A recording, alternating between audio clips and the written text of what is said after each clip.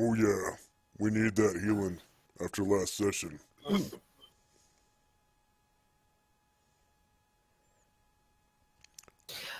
By the way, I brought this up quite a while ago, but I never got a response out of you guys. You recall those other characters you guys had made? Yes. Yeah. Thoughts on making them henchmen for you guys to use? Great. I mean, Yeah, I like it it. would be very useful at the moment. Yeah, because I thought you'd never ask. well, I asked in Discord, but none of yous responded. Oh, I don't remember seeing it. You did? I'm pretty sure I everyone did. I don't see it. It was a fair while back. Also, if no one responded, because I'm pretty on point when it comes to Discord. If you didn't put it at everyone and I missed it, that probably means you didn't post it. I at everyone, and I put immediately under it, important notice, please read carefully and thoroughly.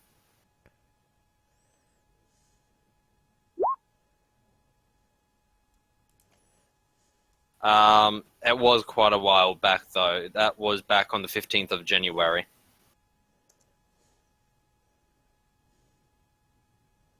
oh But, wow. yeah, Yeah, here it is. You will likely notice that I have removed Rainbow Prism from the game. Unfortunately, he was consistently being late, so on and so forth. I do have one thing I'm going to put to you guys here and now. I remember that there was a discussion of the second character Oh, yeah, you guys there it is. had made. If you guys wish, Oh, I I will think, make... yeah, I read the Rainbow Prison part where you characters must have available to use scanned over as that we must have scanned over that second part. Yeah, probably. Sorry about that. nah, it's all good. But, yeah, Yeah, good thought I'd idea. bring that... I thought I'd bring that up now for you guys to be aware of. Yes, we Um, all happily yeah. agree on that. That would be amazing because, like, the character I made, he has amazing stats. I just got to find who went to who. I Mine was was the a little dwarf guy. Yeah. So I we was the can- Falconer. Right. Yeah, mine was a dwarf myrmidon. Oh. I Yeah. was a Falconer. Yeah, Myrmidon. Then that was Josh's. And that one was... Yeah, he's like an Jake's. Avenger or some shit like that. Yeah. Now, how do we... Because I want you guys to be able to have control of these guys as soon as possible. How do you want to go about having these guys incorporated into the game? Maybe like meet them in a social setting Split, and I really liked it. and like brag about our enormous penis sizes, and then they'll be like, "Oh man, I wish my penis size was that enormous." And then they could be like, "Hey, can I join your club?" And we'd be like, "Yeah, this is the Big Dick Club. Of course you can join because you guys have big dicks too." And then, I mean, maybe not that exact way, but yes. Oh, we never got tokens for these characters, so... No, we did not. We got as far as creating them. I mean, you know what they say about dwarves. Yeah, they're almost as stacked as gnomes. They got dicks like Almost. fire hydrants. Short and stubby. Some people call them Cheswicks. Woo! Okay. So I'll start with the two dwarf characters. Let's see. Actually, I know how we can make them. They were coming here, and after we finish the battle, say when we're healing up, after a few hours, they show up. And then it starts from there. Because that way we introduce them quickly, we're healed up, they're there, we have more characters, and we're ready to go on with K. Just a suggestion. So level 1, right? Yeah, they're still going to be level 1. No problem. Okay. I mean, I could up them a level or two, but Level Yeah, one's fine with me. I think it's more fun if they start level 1. Yeah, of course. Yeah, plus with the way you do hit points, My level 1 fighter has 27 hit points, so I'm not worried. Yeah. Really? So I'm just gonna drop a few dwarf tokens. Yeah, he has like Ah. 18 con. He's a tough little bastard. For a level 1 dwarf, yeah. Yeah, I remember plus 4 hit point. my guy had Yep. like shitty stats, so it's gonna complement me just fine. My dude has 18 HP. You guys can choose one of these tokens whenever you're ready if you want. I'm just throwing down. them. This is for them because they both chose our dwarves. Yeah. I'm just throwing down any axe or hammer wielding dwarves. I Hey, don't know look, there's Thrashim. What, Dean Dorvo? Um, No, So, he's yeah. more like Beltola, just different. where? What one? Dean Yeah. Dorvo is a lot like Beltola, but different. Okay. I want this one right here for Bello. Okay. So just find the token for Beltola then. Dean, let's see, he uses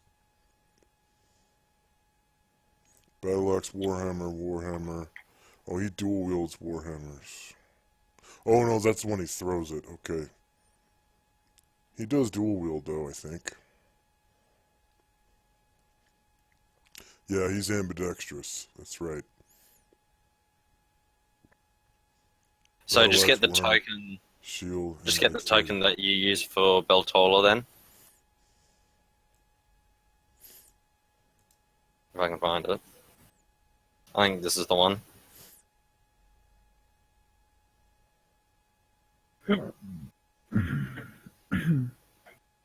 That's the one, isn't it, Josh? I don't see it. Oh no. No, that's not it. Let's see. Beltola changed tokens. This one right here will be fine. Okay. I think there's other dwarves in there that have tattoos on their face though, which would be more appropriate for this guy. Oh, I'll see what I can find, but these will Yeah. do just for now. Yeah. And then we've got Xian, who is a human.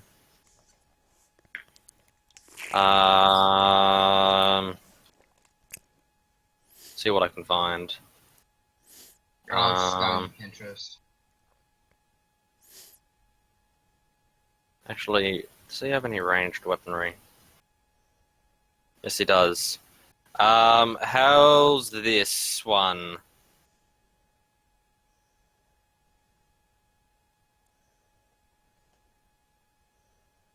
I'll just increase it in.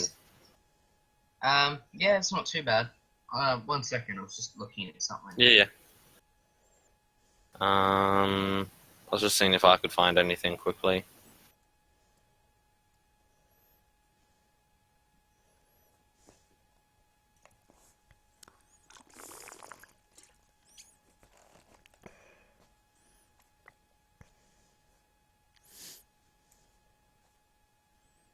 Okay, so Bello is this one.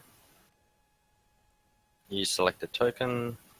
Actually, I haven't done this. Represents Bello. HP. AC.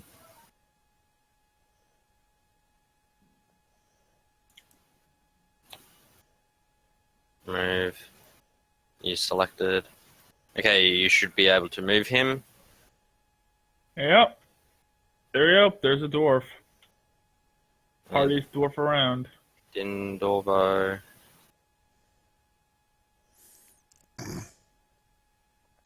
We got AC. Sorry, no. HP. AC. What the fuck? And movement.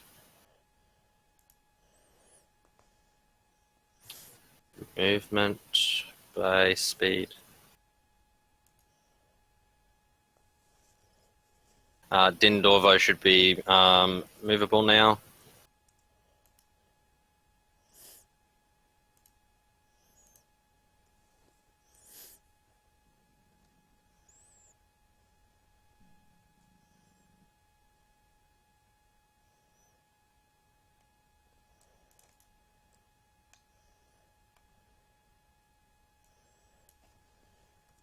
You will find those characters in the Legends of Iador Henchman folder under Active Henchmen.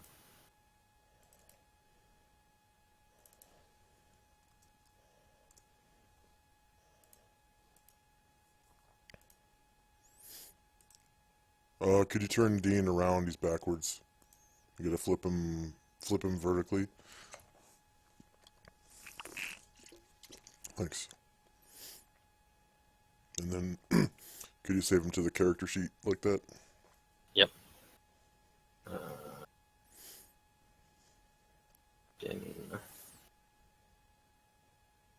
Remove. You selected. There we go.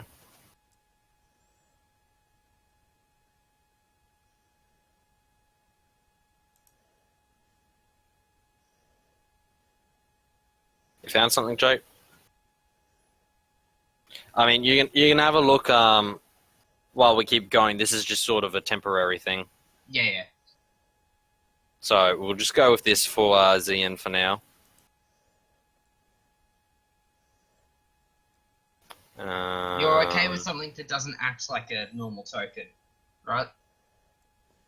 I honestly prefer tokens, but I am willing to make compromises.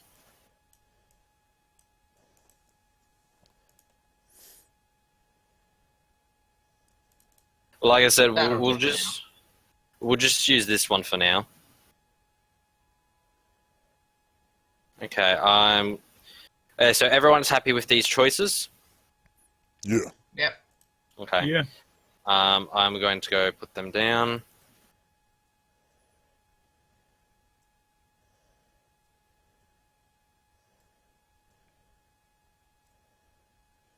One, 2, 3.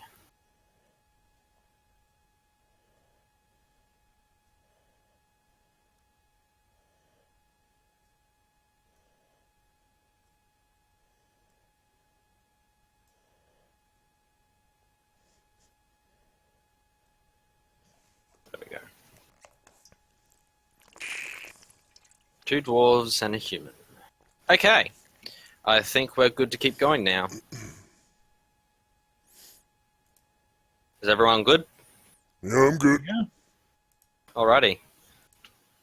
So you guys are going to rest up. I'm assuming that's all the healing that Kando can do. Yes. That's actually done a decent job on everyone.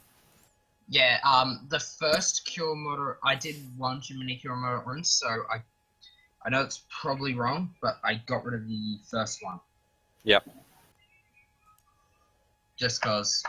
Those are decent amounts. Yeah. Yeah, I was trying to maximize healing just to make it That's a bit. That's pretty decent rolls for some of the healing there. Yes. I mean, 3 10s. That's not bad. Okay, so everyone's feeling a little bit better at this point. What are you going to do now?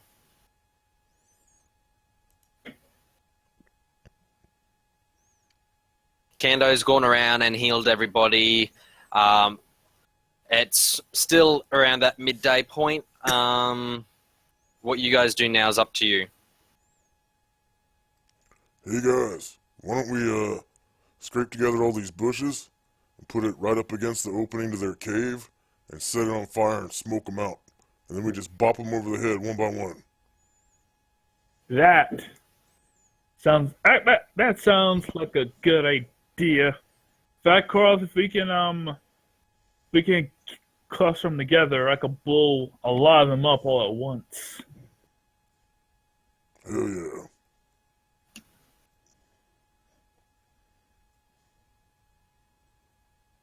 What do you think, Archer? Yeah, that's not a bad idea. Could probably work. What about you, Kendo? Yeah, I'm fine with it. Well, I think I got flint and steel or something. Let me check. Let's see, what do we got in this backpack here? I got a staff of strong. I got a trident, overwhelming. I got Everything's been identified. Remember? oh, oh yeah, the staff spear. Yes. So I will actually quickly run through everything. So, among all the other stuff that that Nestros identified, there were in total 2 Ion Stones of Protection, so they're +1 to AC. There was a pink Ion Stone, which is a +1 to Con. There's a Scarlet and Blue Ion Stone, which I'm believing Nestros has already laid claim to because it's a +1 to Intellect. Yep. And there's also a pink and green Ion Stone, which is a +1 to Charisma.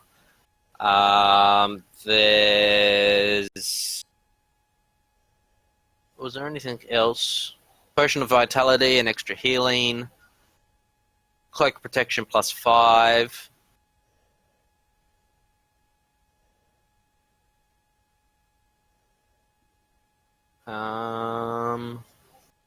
Well, I think yes. Anyway, And the Girdle of Many Pouches. I have that. Yeah. So I'm gonna go with the Ion Stones first. Who's going? Because I'm going to assume you guys want to start laying claim to some of these stuff. Who's going to get what? I'm not sure what some of this stuff does. So Well, the 2 protection stones are +1 to AC. okay. The pink one is a +1 to Con, so your Constitution. The scarlet and blue one is a +1 to Intelligence, and the pink and green one is a +1 to Charisma. And the Cloak of Protection +5 is pretty self-explanatory. Yeah. Didn't somebody grab the cloak of protection +5 already? I think yeah, Archer did. He dishes Okay. leather armor and he's in clothes and he has a cloak of protection. Yep. Because it was better AC. Yep. Oh, that's fine. What about the Ion Stones? What do they do exactly? They literally just hover around you Let's and give see. you their benefits.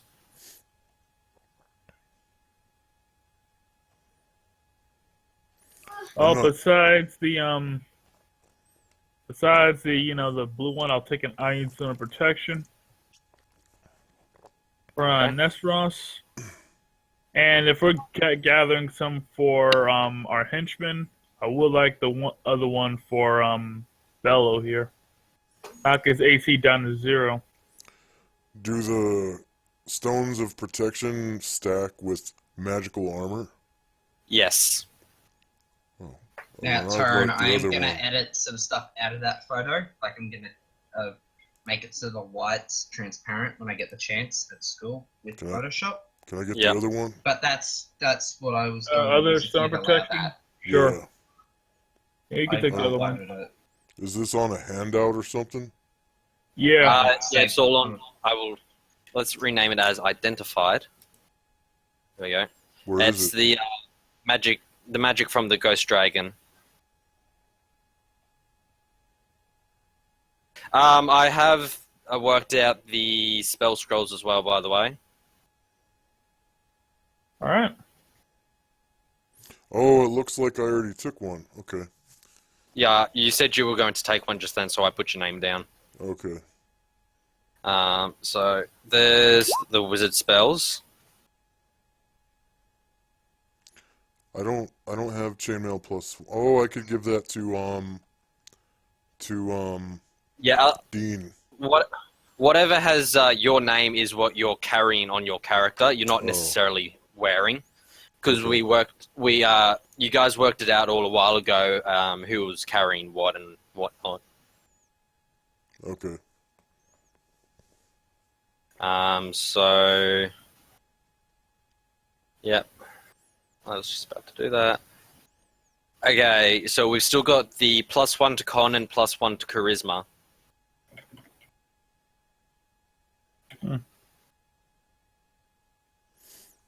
Oh, I'm carrying a sword of flame too.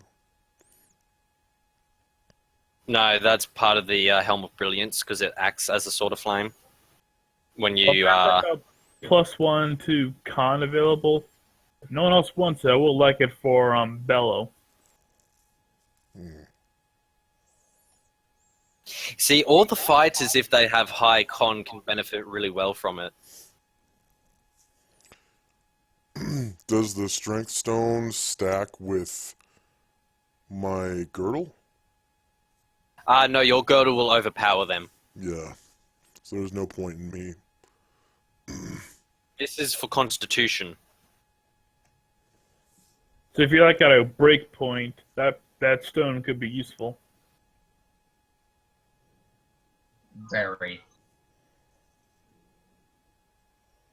Oh yeah, Koroth, you would gain quite a lot more hit points if you took that Ion Stone, I believe. Oh, the Constitution one? Yeah, Yeah. you. Okay. I'm pretty sure if you take it, you'll get pushed up over 100 hit points, easy. Whoa. Um. Holy shit. But is, You'll actually be just a tiny bit short, but you will be very near close to it. So next Okay. level, you'll have it. That's if you decide to take the Ion Stone. So there's the Iron Stone of Protection. So I'm assuming you got Nestros and Koroth have one each. Yes, Nestros and Koroth have those.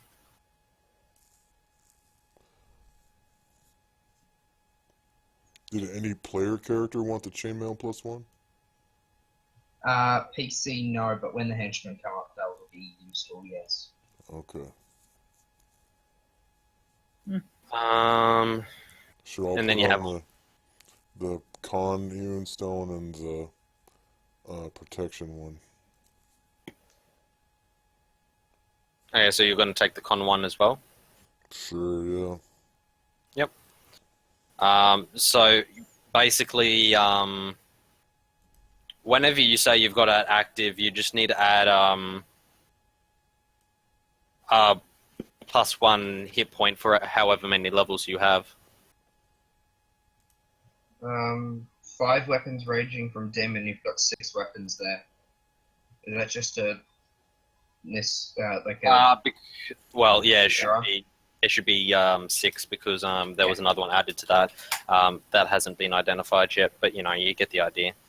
Yeah.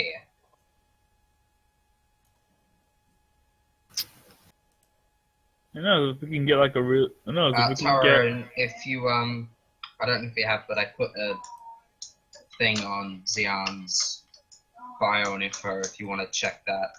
I found it. This looks reasonably good. I was gonna edit out the white background. Yeah, well, that's fine. Yep, just need 5k more XP because I'm excited because at 9th level I can cast 5th level spells. Yep, and the Charisma Stone. I don't know if anyone's going to be using that, but who's going to be holding onto it? I will. If you two are fine with that. Yeah, sure. Sure, yeah. Let's improve Archer's odds with the ladies. I'd say give it to whoever has the highest charisma. That way they can benefit the most from it. Yeah. Yep, that's true. I got 13. How about you guys? Pretty low, I think. Let's see. Yeah, lower than that. 10. yeah, I'm no, at 10 that's too. right. Great, the gnome is the party face. Mm-hmm. Yeah, we're in trouble. Yeah. That gnome character that I had before was the party face. He had 18 intelligence and I think 16 charisma. So Koroth, and everyone else that has an Ion Stone, you just need to let me know when you have that Ion Stone active, so that I'm aware.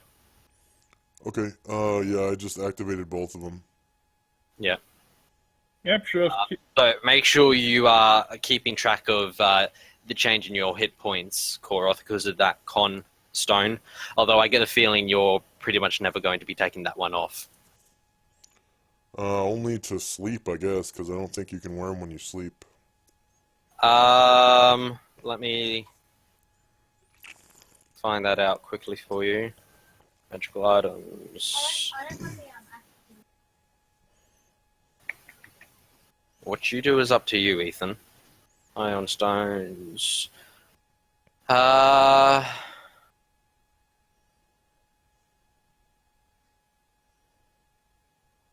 The owner may voluntarily seize and stow the stones at night, for example, to keep them safe. It doesn't say that you have to take them down. Hmm.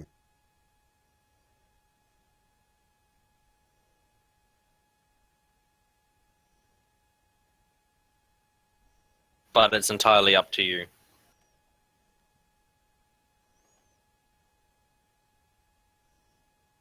I guess we could keep them on while we're on the road. I just noticed something.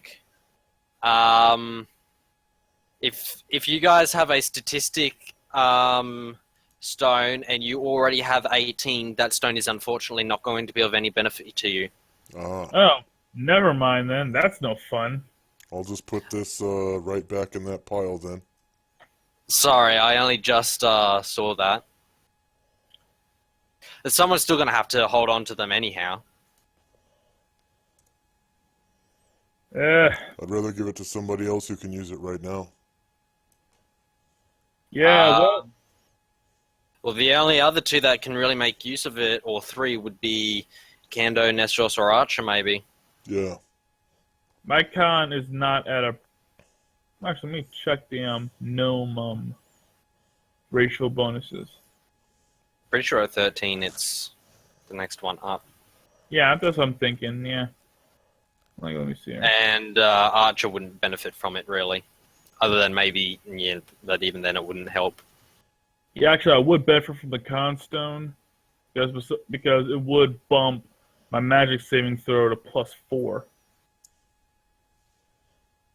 Like Yeah. every 3.5 con, so yeah. Push me up to +4. Yeah, the gnomish. Yeah, okay. So yeah,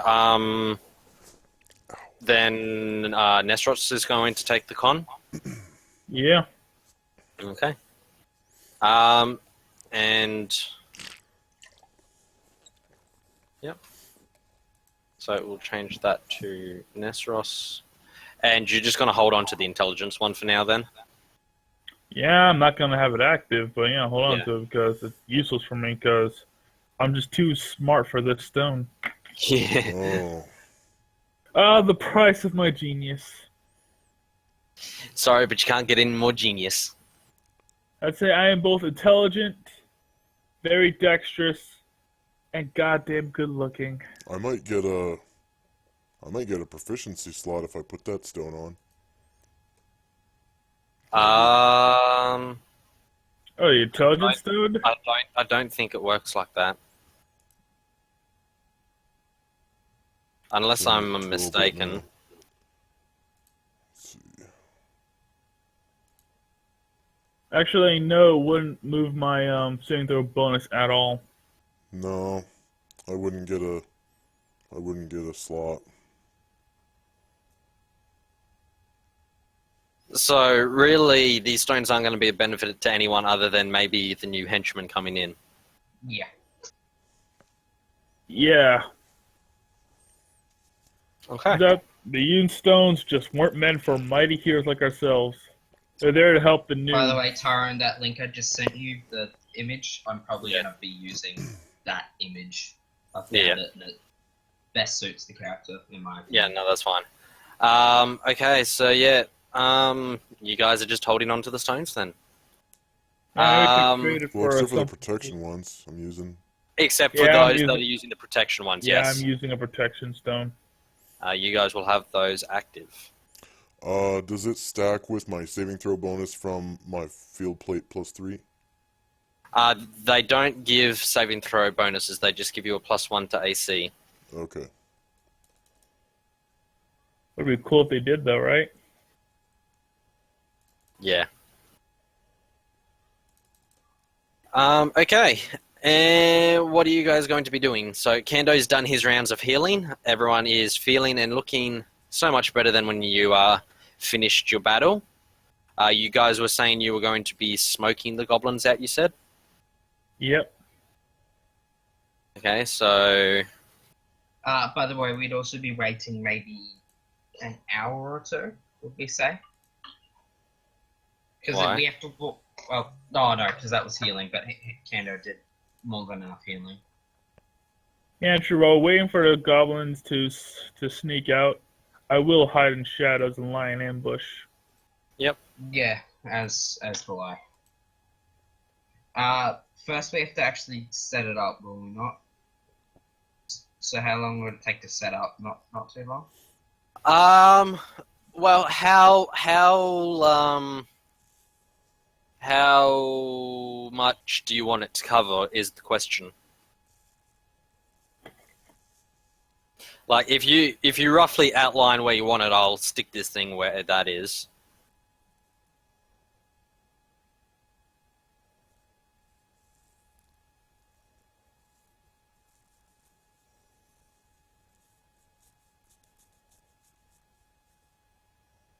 What?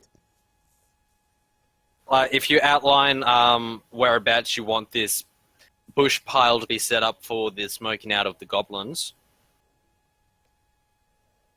that you guys were talking about. Okay, just I was talking about grabbing like this bush, and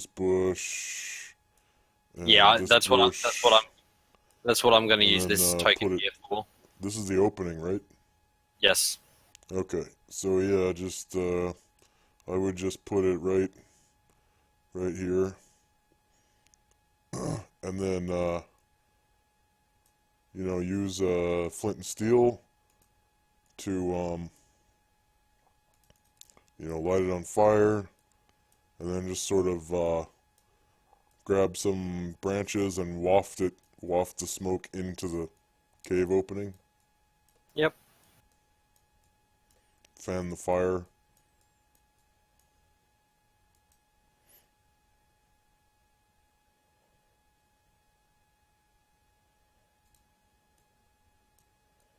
Do you want to remove that little drone of yours, please? Yeah.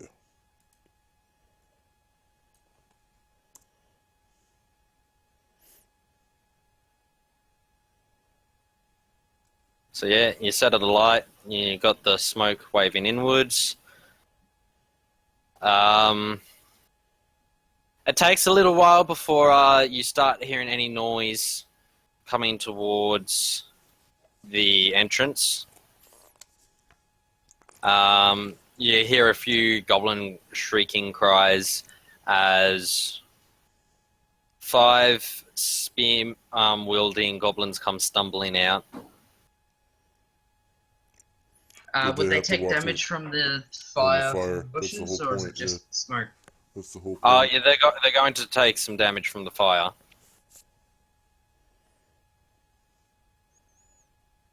But they were just running blindly out.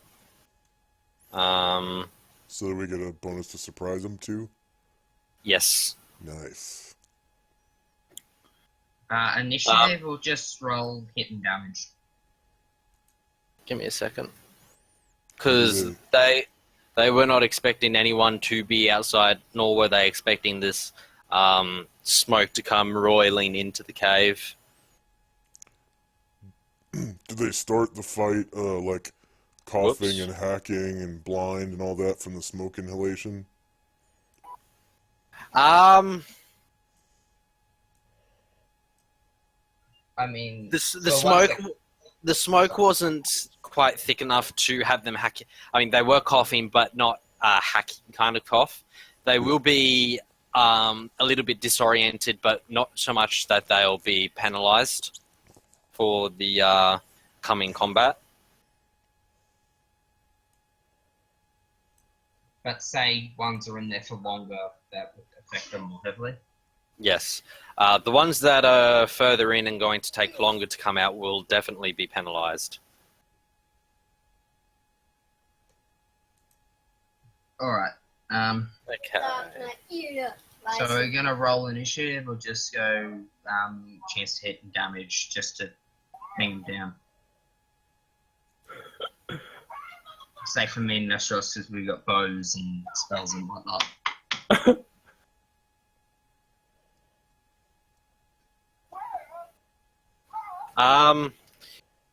Yeah, these guys are basically running straight into you. You'll basically get a free whack at them.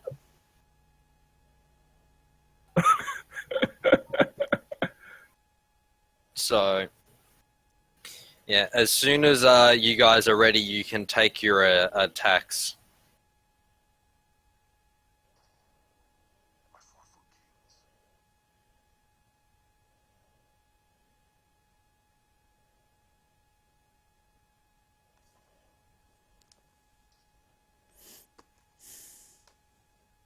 No bonus hit is there, but there's bonus damage. They've already been hurt by the fire. No, I mean, cause surprise. Surprise the bonus to hit, not damage. Yes, bonus to hit for surprise, but not damage. Okay, what's the bonus? It'll be a +2. So yeah, we'll start with Archer and work across. Oh, Hey, starts sorry. off with a crit. Crit. So the fault. So wait, do we have the henchman or not this time? Not yet. Okay, we just get rid of this guy then. All right. Double crit. Maybe we maybe we rescue them from inside. Sure, that works too. Roll another d6 with that, Jake.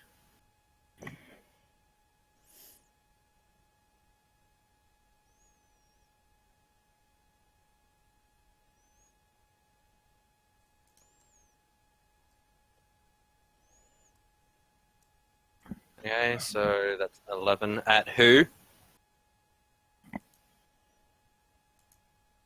Yeah, that drops him. Koroth. Well, I'm gonna step up where that guy was, and gonna attack this guy here. Yep. Would I get 2 shots by the You time I will. do it, or just yeah? You will, just not yet.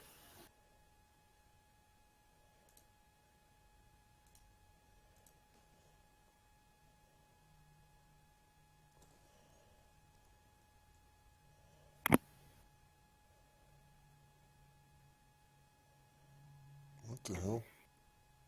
Oh. Normal. Generating. Okay, normal. Strength bonus to modify. So we got a +2, right?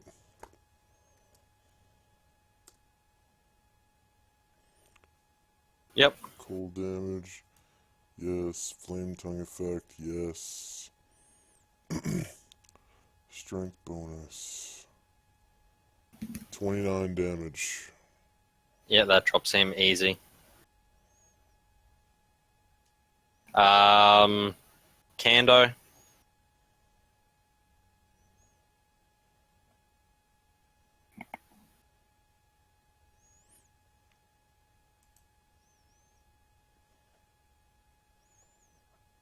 Yeah, stacking stood here. Yep.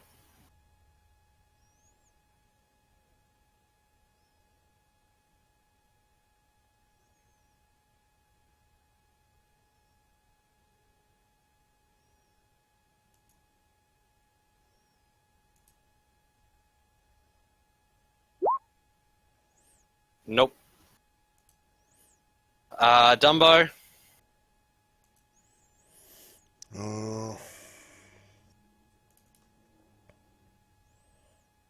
Okay, Dumbo's gonna attack the one right in front of him with his trunk, I guess, to grab him.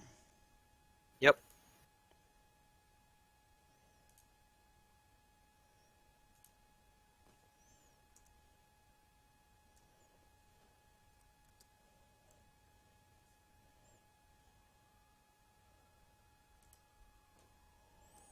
Okay, he takes 12 damage and he's grabbed. Okay. Oops.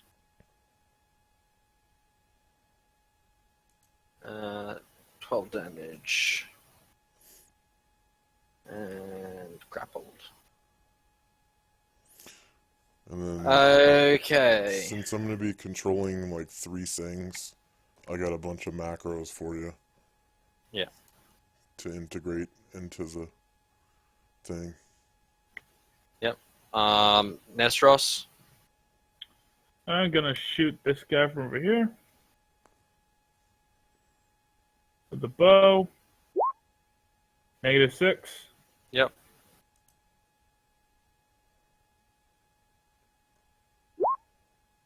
For Which one was it? Which one was it again? Sorry. that one, I get Yep. a ×3 backstab multiplier, so 15 damage. Yeah, he's wobbling about on his feet, but he's not dead yet. Second attacks. We'll start with Archer. We'll just work across again. Do I still get a +4 for that, or is it just? Yeah. I can roll initiative. So there's no surprise attack bonus? Or yes? You remembering you guys get one. You get basically a whole free round of a surprise on them. Yeah, but in a surprise round, you can only attack once. Okay. Well then, yes, we'd Okay, be. well, ignore that roll then. Let me just dump everything. Summonish. She is. Yeah, that's, yeah, just ignore that hit roll.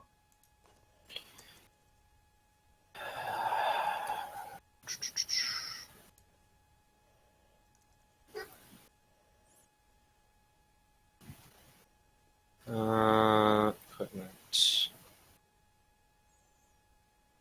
Spear.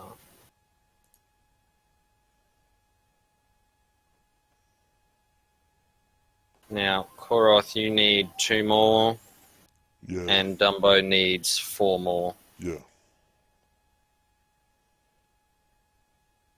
2, 3, 4, and Archer, you need another one.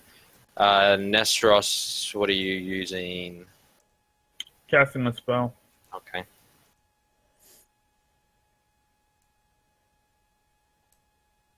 I'll need 2. Yes, I've already added one for you. Oh. You Yes, didn't I click had on it. your token. Yes. I immediately forgot.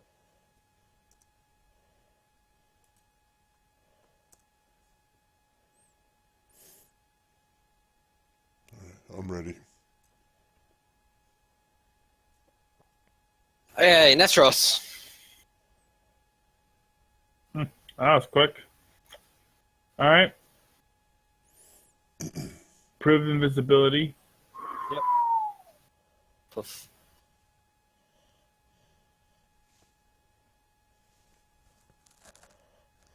Just give me a quick second here, guys.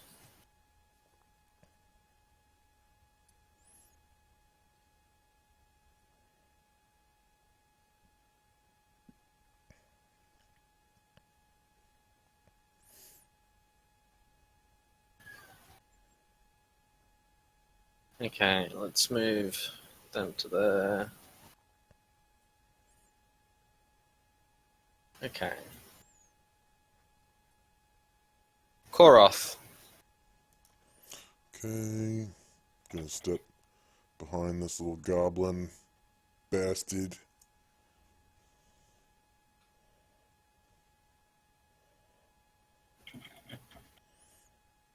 Gonna attack this one from behind. Yep.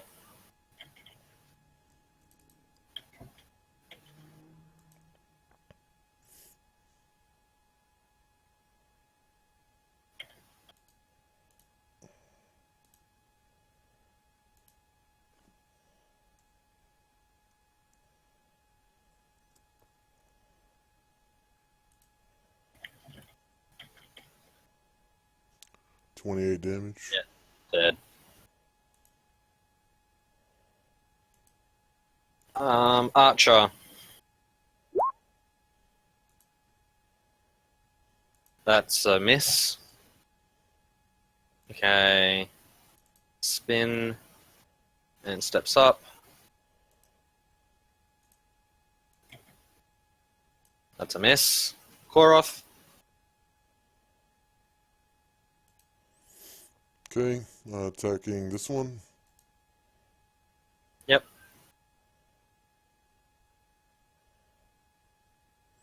With Death Knight's two-handed sword.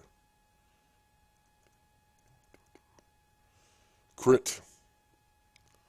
Oh, this poor goblin. Oh, he's become hush. D10. Actually, plus D10. Plus D10. 10 damage. Wait, that's not right. That's definitely not That's right. yeah, no. That's okay. That's weird. Okay, I'll do it again.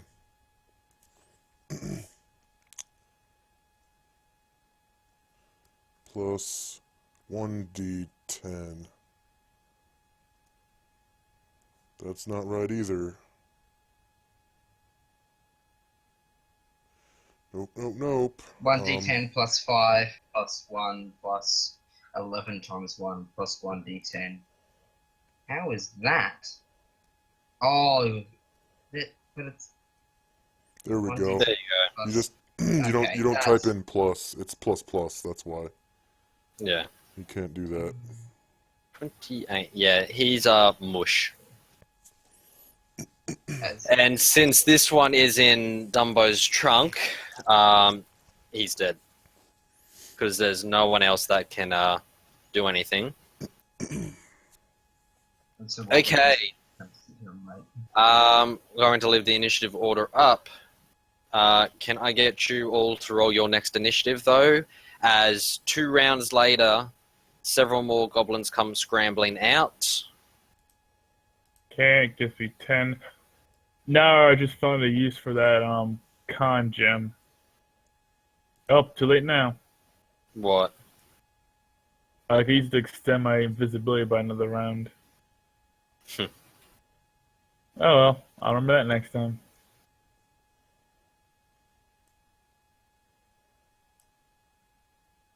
That'd be more of a only when you need to kind of thing. Like now. Yep. So yeah, another 5 goblins come stumbling out of the cave. These guys are going to be somewhat blinded and will and are severely disorientated themselves.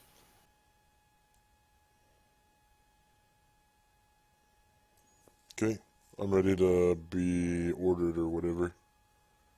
Yep. Just let me get my guys done.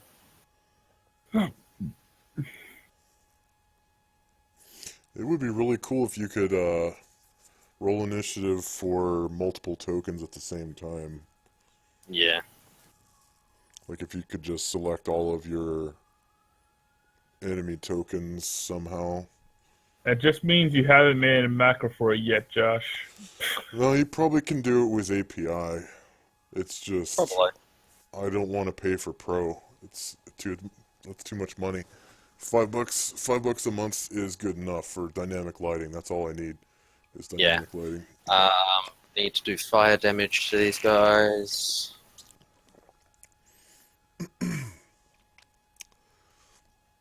The 2 things that Roll20 has over the competition is number 1, dynamic lighting. Number 2, integrated soundtracks. Yeah.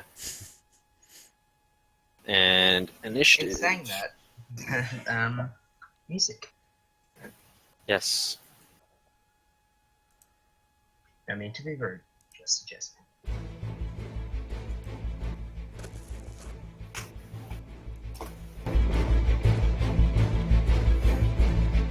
Stop.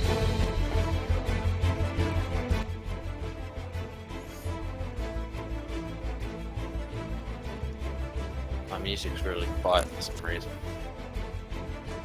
Maybe you turn down the master music volume level or something. Nah, I've got it all the way up. Individual track too. Oh, there we go. That. And I've got the track at maximum as well, but I can hear that better now. I just had to turn my computer up a bit. Okay. The goblin's gonna get to have a bit of a go at you guys. They will be stumbling around a little bit. Because they can't see real well. Now, yes, these two here are ignoring you, Koroth. But there is also one directly at you. So, Kando has that AC.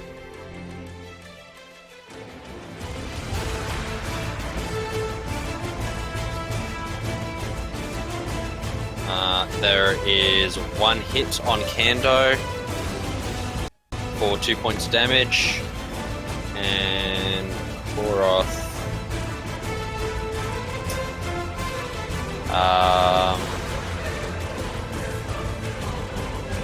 What's your improved AC now? It is now -2. Okay, yeah. I was just making sure that that was what it was on the token. That's a miss. Nestros. Well, hope that could fire before we couldn't get more now. Yep. You know, clicking the little wand of fireball. Where's the little fire token? It should be in spell effects. There we go.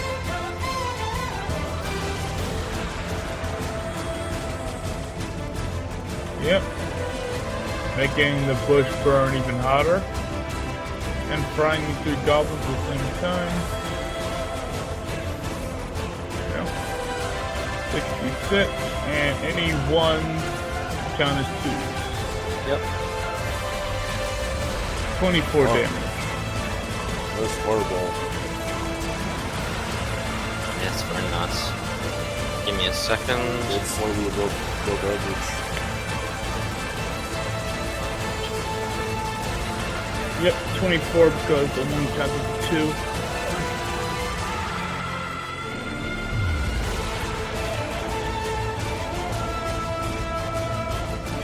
6 times 3.5 is 21. So 2 above average. Okay, so these 3 here, Silver Spell. Now they operate at backward dice.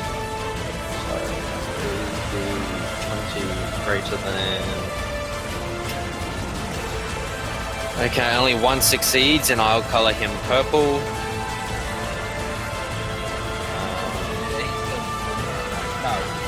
They're all wounded. Holy crap. They're all wounded from the running through the fire. Yeah. Yeah, saves half to 12 plus the wounded from the fire. Yeah, and using movement, using my rest of my movement to move silently over here, and that'll be my turn. Now I pass Okay. it on. He's feeling highly singed, but he's still alive. And we'll remove that fireball effect. Koroth. Okay, so Koroth is going to face this one right here. And he's going to take a swing at him with his Winter's Breath sword. Are they still blinded? Yeah, they're still blinded. What's the bonus for that? Whatever a normal blind is, which I think is +4. Yeah, okay. -10. Not that you really need it. Yeah, well, sometimes I roll 3, so True. 27 damage. That's still enough to kill him. And I'm Kando? gonna take half move to go around the bad guys. Thusly, 2, 3. Wait, so there's a bonus to 4, hit? Yes, you get a +4 because they're 5, blinded. 6. And I'm gonna stand right behind him and go move. And that's my turn. Is that with the +4 in there. Yes. That's still a miss. Archer.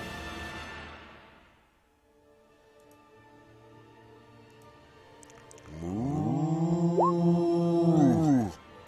That's a miss.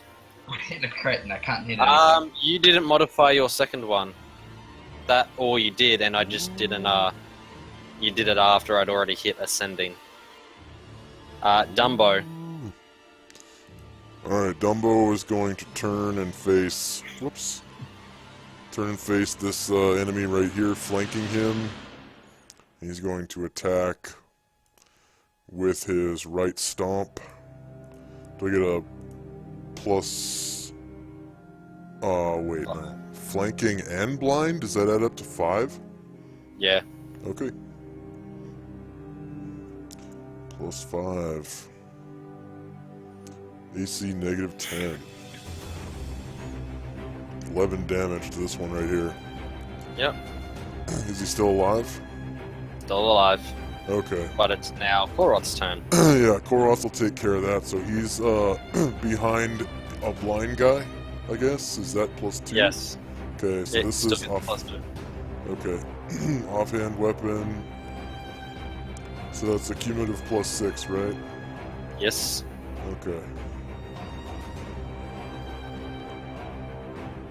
22 hits an AC of -22. And the damage is 27. And Koroth is going to face this guy from behind. Archer.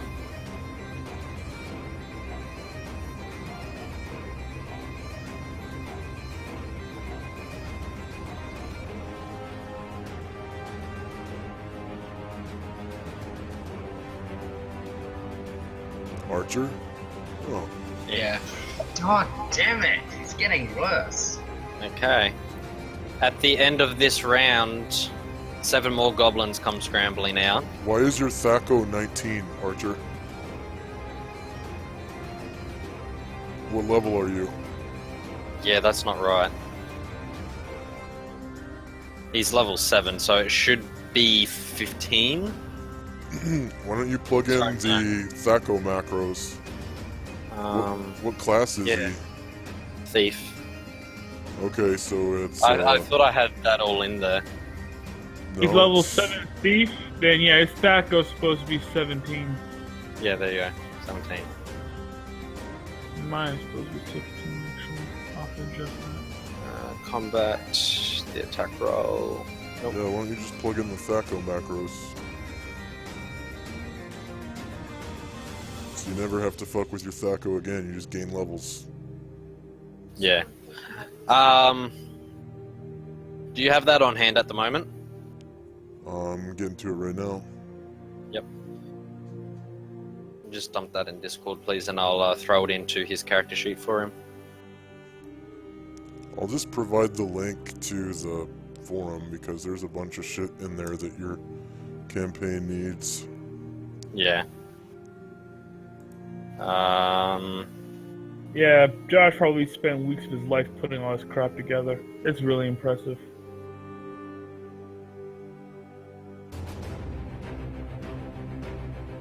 Seriously, he made macros for counting how many hours are on a day.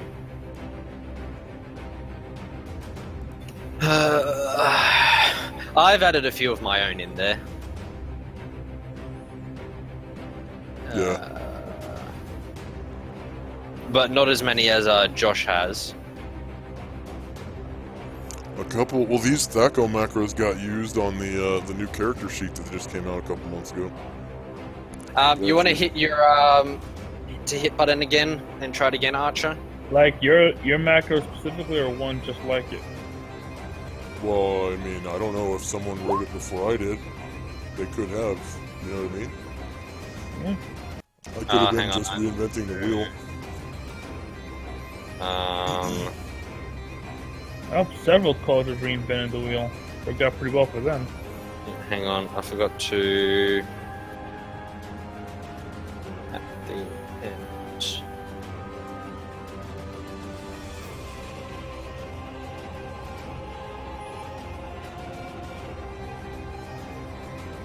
give that another try.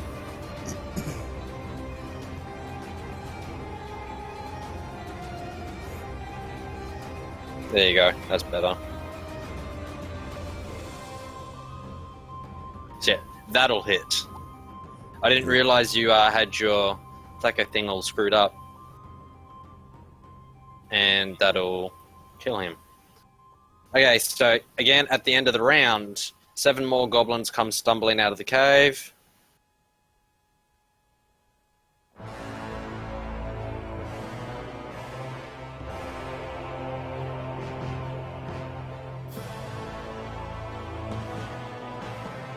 Okay, so that.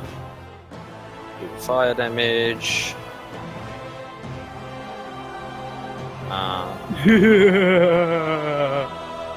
What?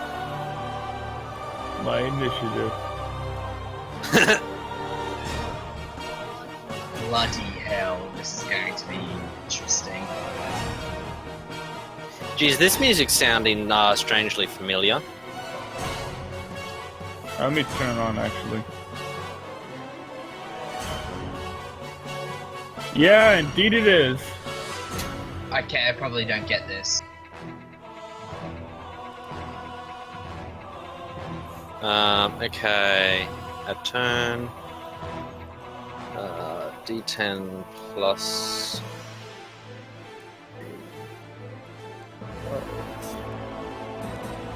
Then again. Yep, no worries.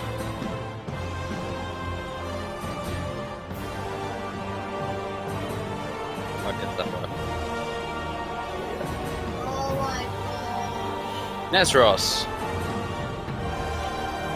I hate to be a broken record, but click clack, wand, fireball. Okay. Let's see if I can get it just right. Yeah, I need to move it up a bit more. That's as many as I can hit without hurting Koroth. Yeah. Especially since Koroth has that crown on his head, I could explode his Minotaur brain. And let's roll. 24 damage again. Yep.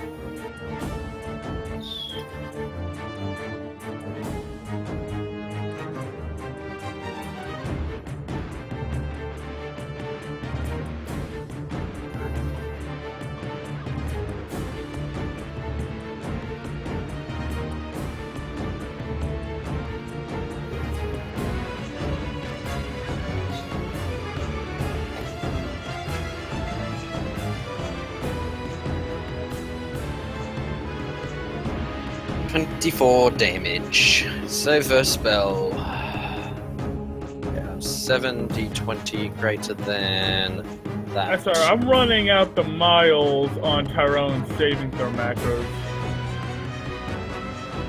Yeah, well, that's why I kind of made it so it's just like, yeah, okay, it's that saving throw, and I just need to line up the number with the hit dice. It makes it so much easier than having to scramble through the books. Yeah, we have. Do what I did. I created character sheets for the enemies, so I just would pull up their sheets and then roll from there. Yeah, I don't have much time lately to be making up the monster sheets. Fair enough. So it's easier for me to use my little macro I pulled together. Okay, 3 saves. The ones who save take 12. The rest take 24. And move silently over here. All right, Let me I'm back. mark off my charges. Ooh. Then I traded a ring of spell totem for this wand, but it keeps paying back dividends. This wand helped save Black Shadow. Now, and it's saving us now. It's saving us time anyway. Wasn't there a staff too, like a staff of power or something? Yeah, but staff has fewer charges than the wand does. The staff of power, its fireballs are a lot stronger. Oh, hang on, no, he wasn't in Fireball. So we'll go this one. Yeah, they do like 9d6, right? There we go. Okay, none of them have died. Yeah, that's fine. They're so weak right now. You guys can knock them over like, well, glass houses. Kando. And we'll move that fireball effect.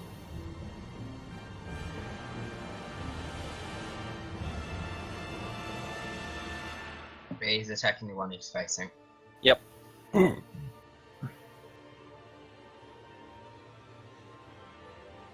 Tander's Thaco is also 19. I'm not Okay, sure if well, that's correct or not. No, let's throw that other one in there. He is a fighter cleric, isn't he? Yes, he is. So he'll be using the fighter Thaco. Mic check. Yep, we're here. Alright. Warrior. Yeah, give that a whack.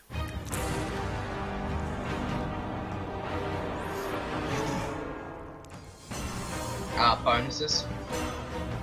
+4 still. Yes. Actually, how does... Oh, it won't matter, his level's that. So +4, yes. Yes.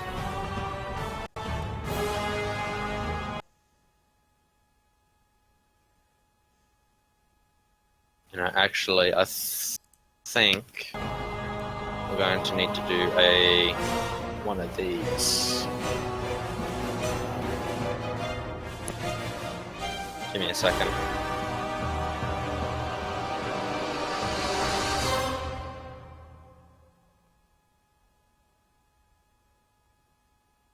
It's Zeus.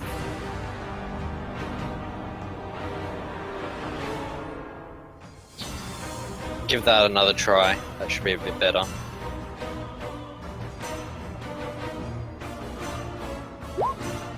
Yeah, that's better. I had to throw in an attribute that had only his fighter level, because otherwise it was going to do 5/5, which would just put it at 1. But yeah, 5 damage. Koroth. Oh, hell yeah.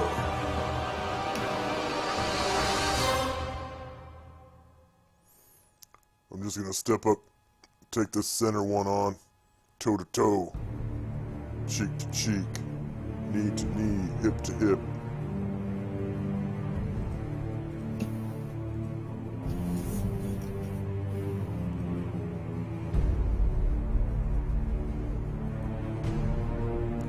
Hit a -8, Yep, 28 damage.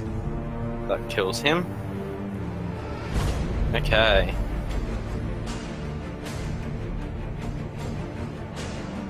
That's forward. He's gonna step forward to you. Oops. He'll step forward.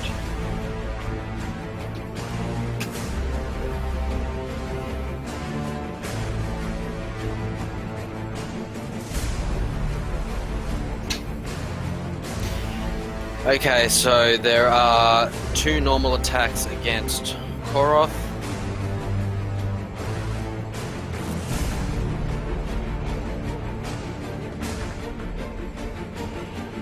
Both misses, and a flanking attack. +1 to hit on that flank. Yep, that's a hit. A dagger against large creatures is only a D3, isn't it? I think so, yeah.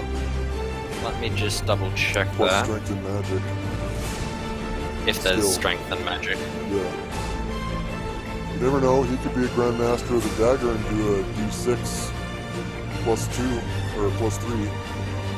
It'd only be a D4 because it goes up 1 dice category. Oh yeah, that's right, D4. Yeah, 1d3 against large. You take 3 points of damage, Koroth. Ooh, max Okay. damage. As he pokes you with his little toothpick. Oh! Kando has 2 attacks against him. Both hits. Now it's a D4 against normal sized. So they also have a negative hit because they're blind. Yes, that's true. So that's only 1 hit for 4 points of damage. Forgot about that. But it wouldn't matter in Koroth's case. And 1 flanking attack. What are you doing? Oh, I couldn't reach his health thing. Okay, yeah. Yeah, no worries. So 20, that, minus that, plus that. That's a hit. And Kando takes another 1 point of damage. Archer. This would be very dangerous if Kando was a first level fighter, but he's not. Still the +4. Seriously, even Yes. wizards aren't afraid of daggers. Well, they are if they're level 1. If I was a level 1 wizard, I'd be scared shitless of a dagger. Oh yeah. A dagger could take you out in 1 hit. Okay, for first level wizards, they can be taken out by house cats. I'd be afraid of getting up in the morning if I was a first level wizard. Okay, Archer, dexterity check. You're afraid of getting up. Yeah, I trip, I fail the Okay, dex no to worries. walk down my stairs, die from 1d6 falling damage. Okay, yeah, no worries. Okay. The goblins again. 2 against Kando. 1 hit and 1 fumble. So we'll do the hit first. 4 points of damage. And the fumble. 1, 2, 3, 4, 5. Straight back into the fire. Yeah, straight back into the fire. So this guy, I'll mark him red, has only 1 dagger and 1 flanking attack.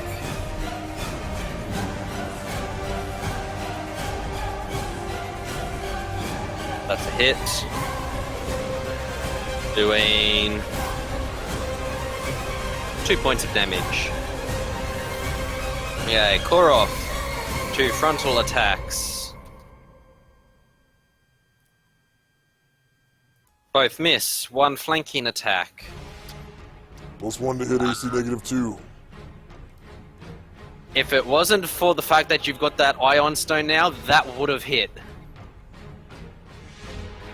Okay. Dumbo.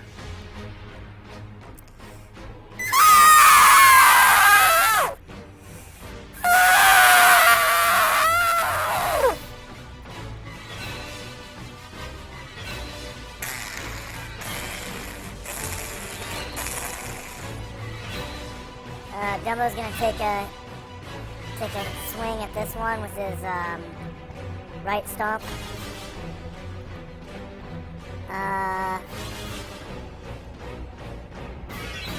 Hits AC 1, Yep. 8 damage. Yep. Still alive. Koroth.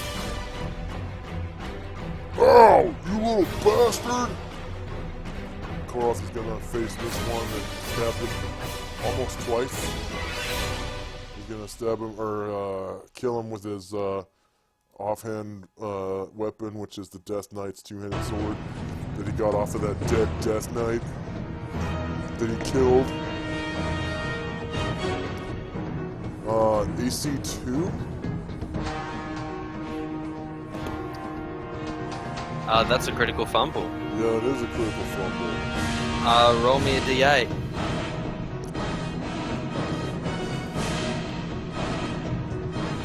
Okay.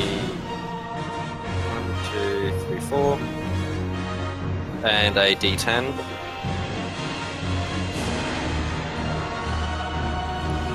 Okay, sword is roughly about the middle of that next square.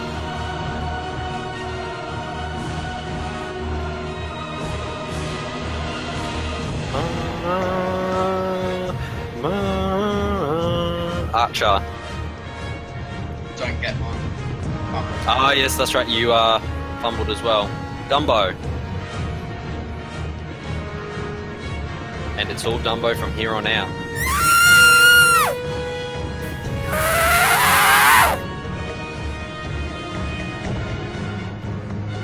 And Dumbo's gonna attack this one right here. Again, this left stomp. Yep. AC -8. Stomps it. 13 Stomps it damage. dead.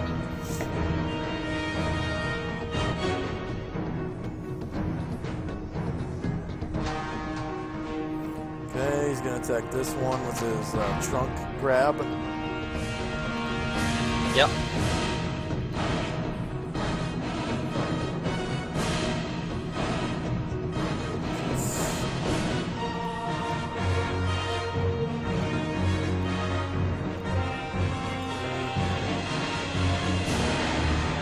AC So it was -8 with the trunk, and does, yeah, that one. So it grabs him and does 9 damage. Yep.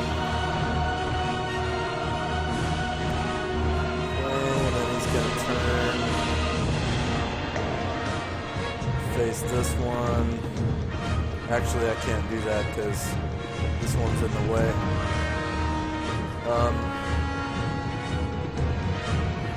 He's gonna turn and attack this one, I guess. Actually, I'm kind of inside this guy. I don't know how that got that way. And I'm inside of Canada Wait. as well. He wanted 12 inches of core off.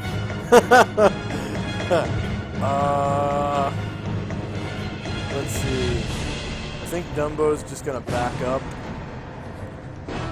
with that guy in his grasp, in his trunk, and do a half move to get over here, and then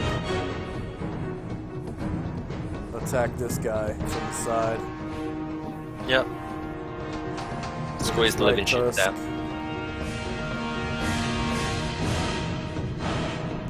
AC 6. That's a hit. Right tusk does 8 damage. Yep. Now the left tusk to the same guy.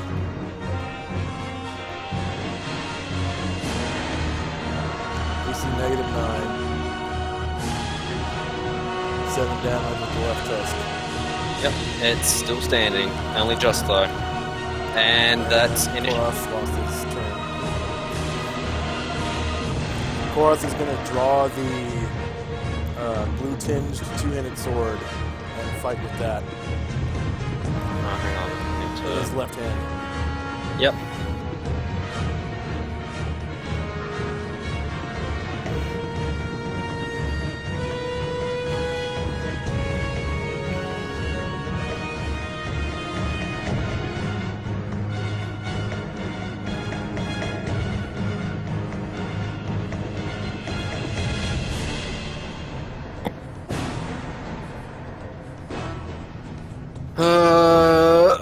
Let's see.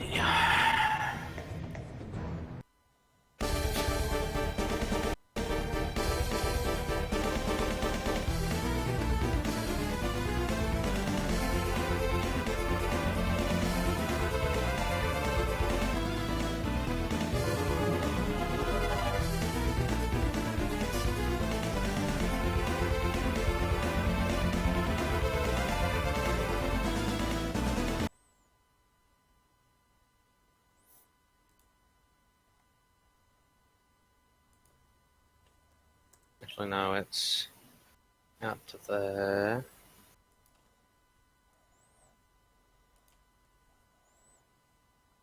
So I put a little mark there.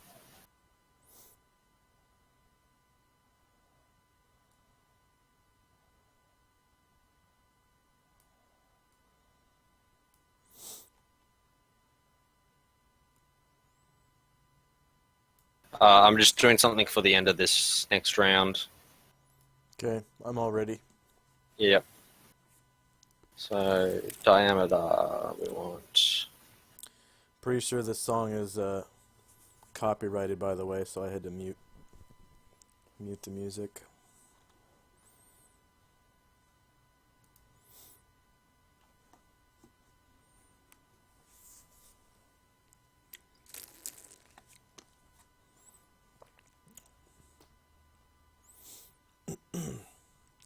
Plus, I can't stand old Final Fantasy music nowadays.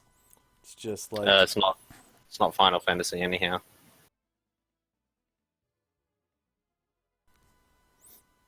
Doom Dragon's It's not Final Golden Sun too.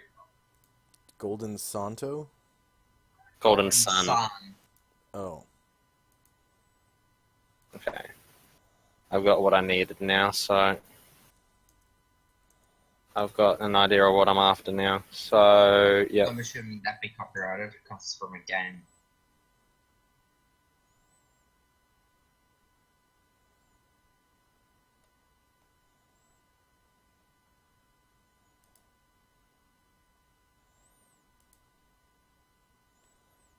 A second.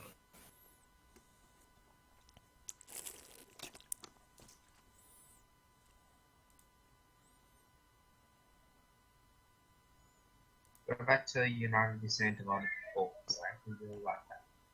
It's a very good song. Okay. Nestros.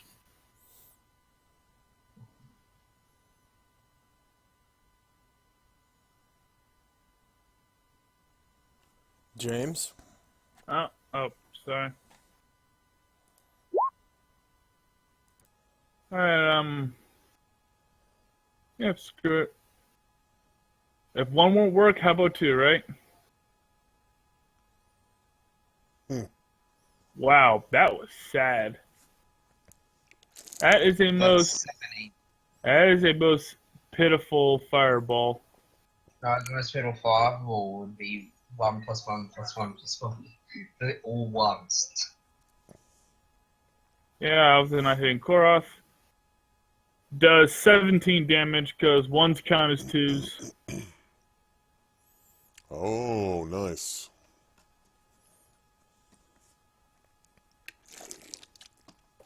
Okay, give me a sec to mark it off.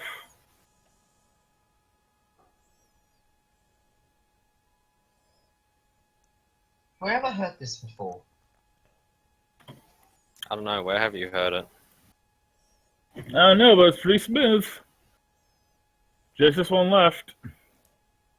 Of these two, anyway. Yeah. Also, move silently. Yep. Backing up.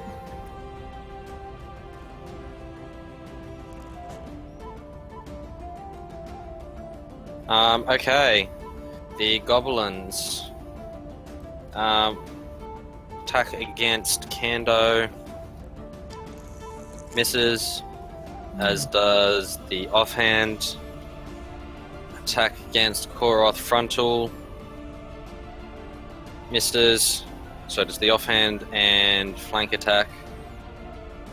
Both miss. Kando. Candace is still attack this guy. Is there still a +4 or that have worn off? No, still +4.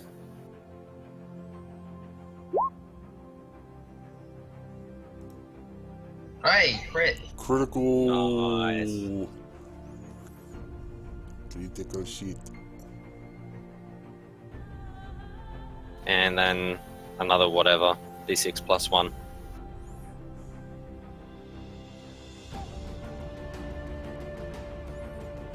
So we've got 14. Koroth. Ah, you little son of a bitch. He's gonna attack the same one.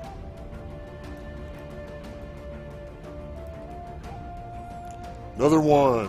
Yay. D8. Oh my god. At this rate, Koroth's going to be punching him. Into this goblin over here. D10. Literally into this goblin, dead goblin here. Okay. Archer.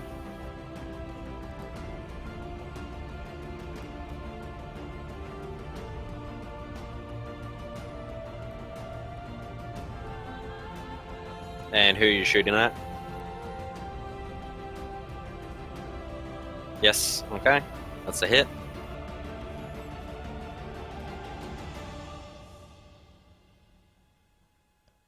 Okay. Thumbo.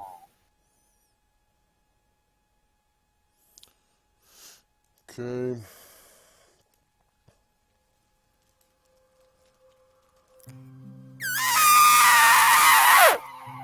Dumbo's gonna attack this one right here from the side with his right stomp. What have you done to your voice changer?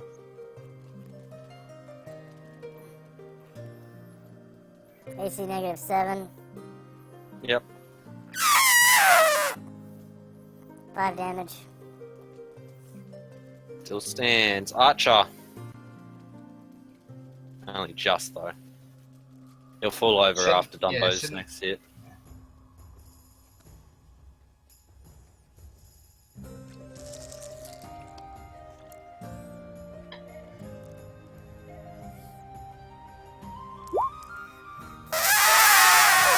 Oh, good.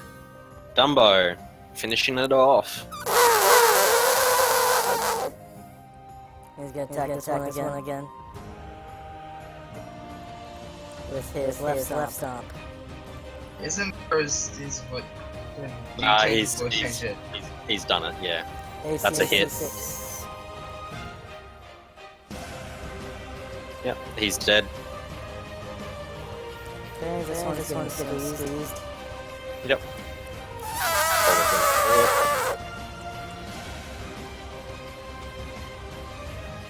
9 more It's dead. damage. Okay. He's gonna turn and face this one here. And attack with his tusks.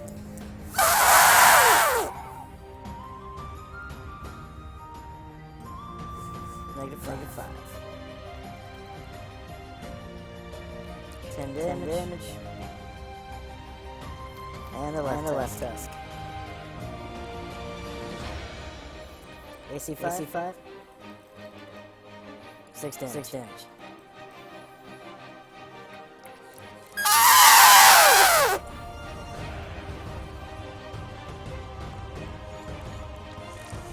Okay. Initiative. Hang on. At the end of the round, I need Koroth and Dumbo to both make saves for spell, as a extreme blast of cold sweeps out from the cave mouth, utterly extinguishing the fire on the bushes. And yeah.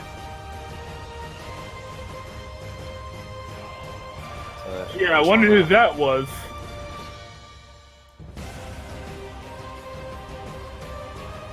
Oh shit. Come on, saves. The level farther.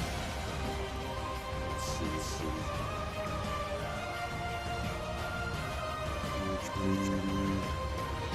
Tables.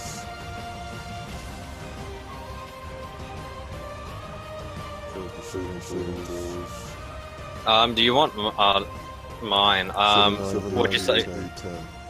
Yeah, 10. 7, 9, 9, 8, 10.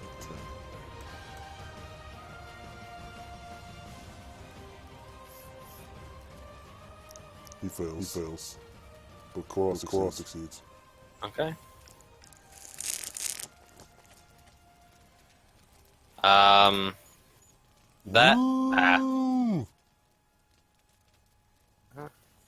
That or half if you saved.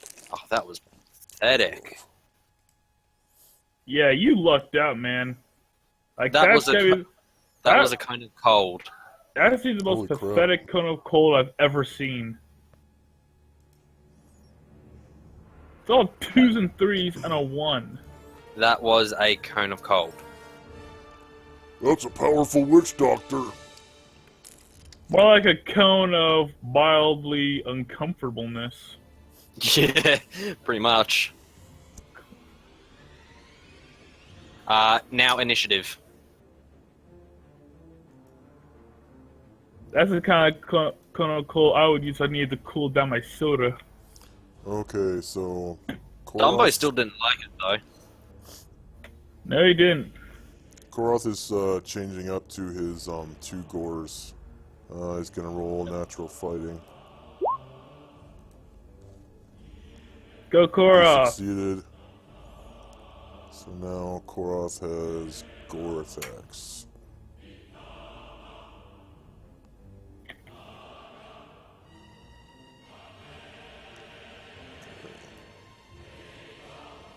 Initiative. Gore. 11 plus 6 is 17. Okay, and then Dumbo. Initiative. 18 plus Excuse me. 6 is 24. Plus 6 is 30. Plus 6 is 36. Plus 6 is 42. And I'm done. Okay. 1 second. I'm looking for something. Made it reshuffle it again. I wasn't changing my second level. So, once. Yep, no worries. I need this one. Come on. Light it up.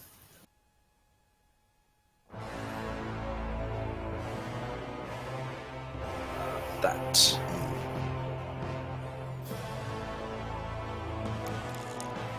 Okay. So we got the goblins first. A frontal attack on Koroth. That's a miss. Only just. And one against Kando. Kando's AC is... That's a hit. But, how much? He takes 2 points of damage. And they attack again. Whoops. So one on Kando and one on Koroth. Both misses. Kando. Just gonna attack the one in front of him again. Yep. Still +4 or no? Still +4. They're more focused on trying to survive than trying to see properly.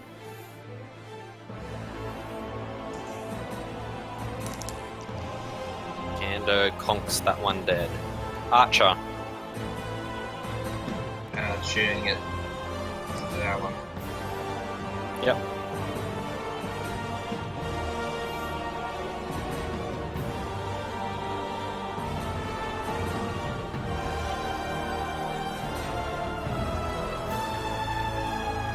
That's the hit.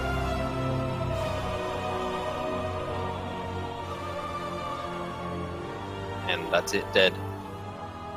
At the end of that, well, not at the end, but after that goblin falls dead, Nestros, I need you to make a save for a spell.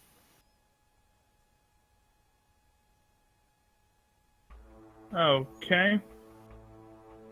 With or without the +4 from invisibility? Without, and you are suffering a -3 penalty.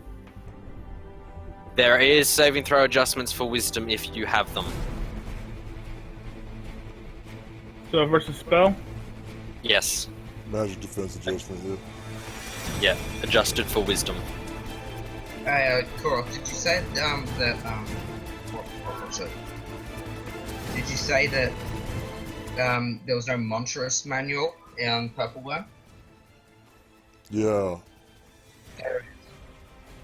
It's the I don't third from the second from the top. Yeah, I don't use that one. Yeah, there's Lomion is better. It's like Yeah, that's the one I use. yeah. Failure. Okay, you are frozen in place, and nobody else knows because you are invisible. No one can see you. But will we not be able to see the ice form over? It's not Actually, frozen I as think in my ice. saving throw looks wrong. Yes, actually.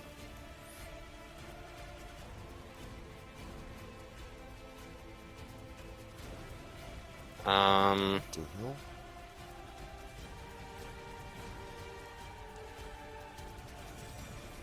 That's Lonely On right there. Yeah, that's the one I use. I mean, Yeah. it has so many monster index stuff. It's every. No, that's looking right. Well, that's the thing. I have a total of between the staff, and my racial bonuses. I have a +5 to my saving throws. Mastery 2, it being 9. So yeah, I failed anyway. All right, Yep. go ahead. Yeah, so yeah, you are frozen in place. Basically, you feel your limbs and everything lock up. As you feel a wave of mental magical energy hit you. My turn yet? Yes, we're still going to be in the turn order phase while this happens. Koroth? Okay, so, did the Cone of Cold come from here? Yes. Alright, I'm going to go into there. Yep. So that will bring you into the cave. So give me a second.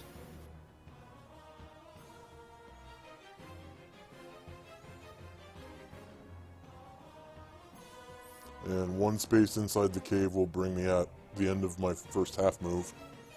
Yep.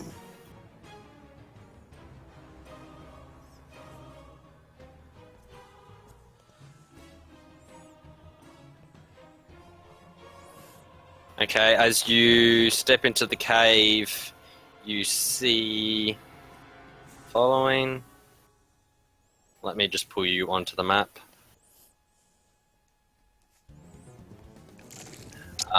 Yeah, basically you see a wizard-like goblin and 2 crossbow people behind him who, upon sighting you, immediately fire their readied weapons. Okay.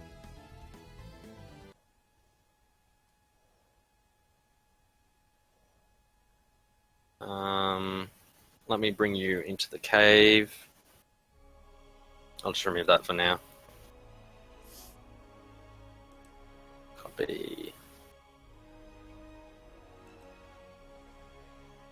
Oh, I didn't have to do that actually. I forgot to just drag it out of the. So we're down over here in case you couldn't find it. There you are.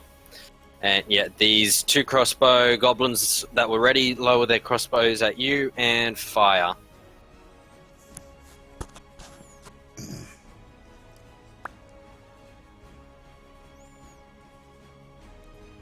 Because you weren't expecting them, they do have surprise on you. Okay, well- Let's see. I have to roll.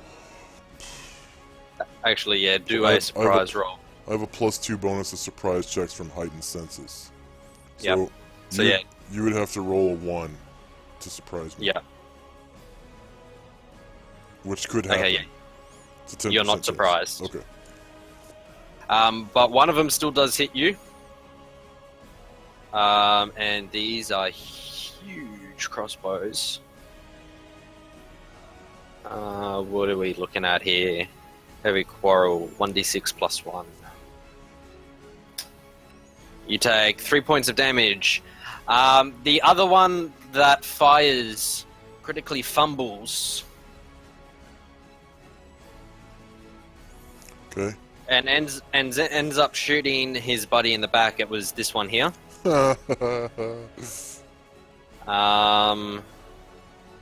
Heavy quarrel, small, medium. Strong.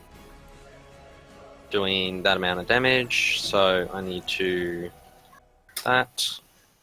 Okay. And as he gets shot in the back, I'm gonna walk up to the wizard and say, "Now you're gonna find out why I'm called Koroth the Impaler!" And I'm gonna gore him with my horns. Yep.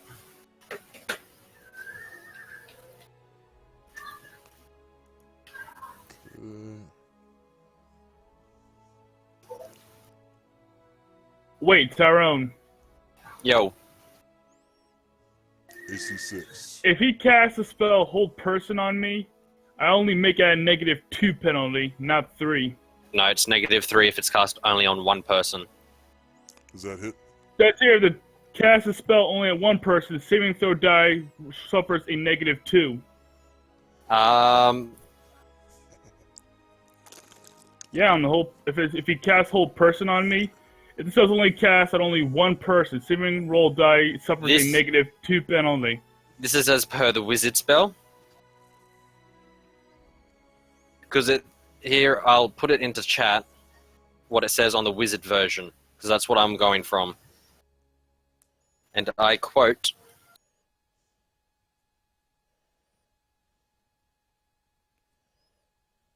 and yes, that's a hit, Koroth. Okay. He takes 18 damage from my gore. I think that's going to kill him. Yes, Yeah, fuck you! you impale and kill him. Does that cause a spell to loosen up? No. It's still going.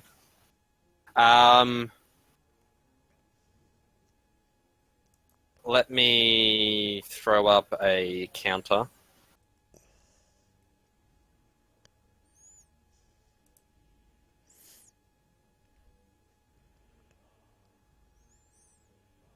Okay.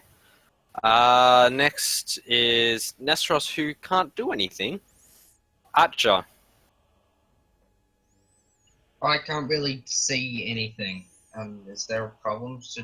Should there be something here? Because I can't see much. You're outside, so that's Yeah. why you can't see. Yeah, so I'm just gonna hold initiative, thinking, oh, I'm gonna Yes. come down from the cliff slowly. Koroth is the only one. Actually, there's something I can do while still being held. What's that? Gonna drop improved invisibility. Okay. Yes, because all that requires is a mental thought. Archer, roll a d20 for me.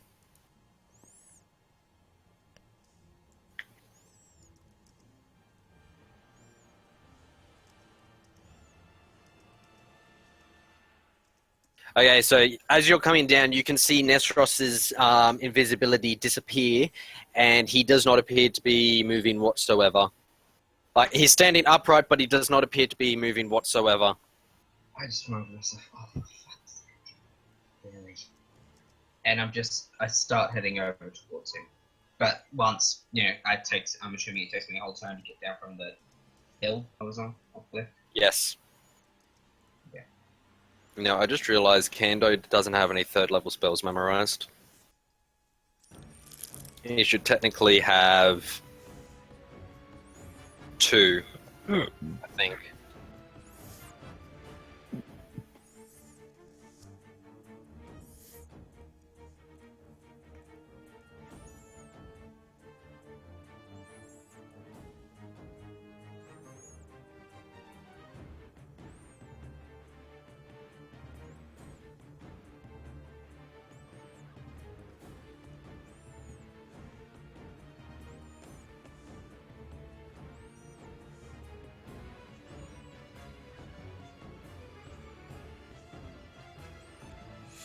What are we doing? What is Dumbo doing? Because it's his initiative. I have no idea. I'm not out there. Yep. Let me. I wanted you him back to. over. I wanted him to like back away from the opening, anyways. Okay, so, I'll move him down to here. So I'll drag you over to here, just for the moment, anyhow. So you can move him as you want. I've moved him back down to here for now. Yeah. I just wanted him to like take cover over here because he's kind of dying. Yep. Yeah, no, that's fine. That's it. I can go back inside now. Yep. Push back over there. Koroth. That one. Okay. That's pretty much the end of combat now. The only thing left now is Well, there's still 2 guys in here. there are. Oh yeah, the 2 crossbowmen. So I Yeah. still need Koroth and them to do. Oh, So that means I. Sorry. could you delete me off the turn order out there because I can't see my turns outside? Yeah, I've removed all turns from outside. Okay. I need everyone else to do an initiative, base initiative, because none of you will be engaging in the combat because you can't see it. So basically, a D10 plus your size speed, which will be +3 for the 2 out there that can move. So No. what was that? So for you and Kando, I need you to roll a D10 +3, so that because this will be you. You 2 aren't in combat, but while Koroth is, we still have to do in the turn phase. Ah, yes. Koroth needs 1 more turn. Archer, then Kando. I keep having to pop back and forth, back and forth. I've put 2 things in the turn order if you can see them, Archer. Yeah, I got it. Okay. So these 2 drop their crossbows and draw long swords.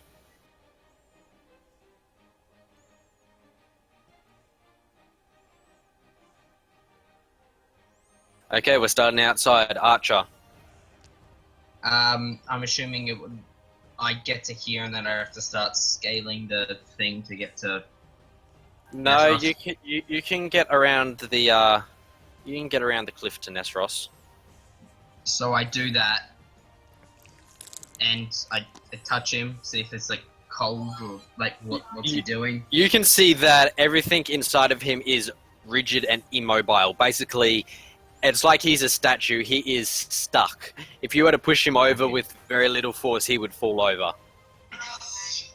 Oh, I push him away, not so much onto the hill, but away from the ledge so he doesn't slide off. So I kind of knock him over. Yeah, Just slightly. he just topples over. Yeah, just so And he he's- doesn't start rolling down the cliff. Yeah, A gust and of wind comes over. he doesn't move after that. Yeah, I just I don't know if I have anything to start a fire, but I start trying to do that to try to. Did he seem cold on the touch? No. Would I have seen the code of cold or whatever your? Oh yeah, you Yeah. you saw the cone of cold and roll a d20.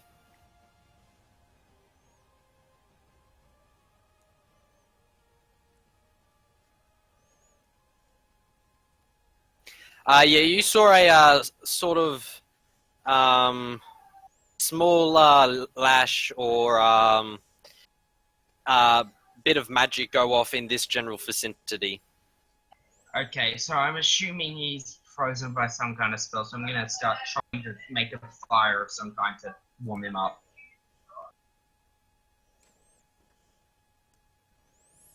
Okay. Thinking that might help.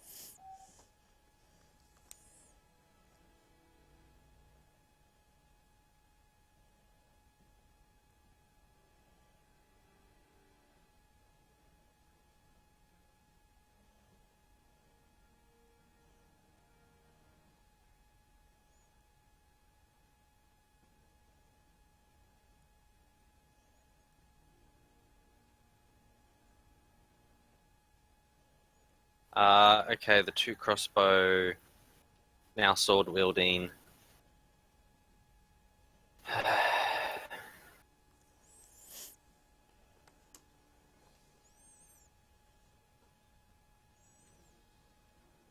Yeah, they're both going to step forward and swing.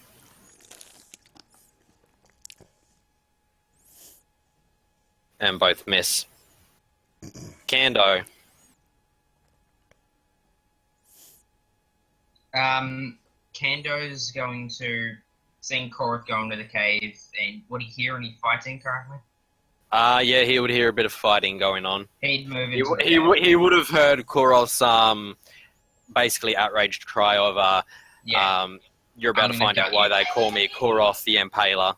yeah. So he moves inside, probably seeing what's happening and seeking to assist Korath in some way.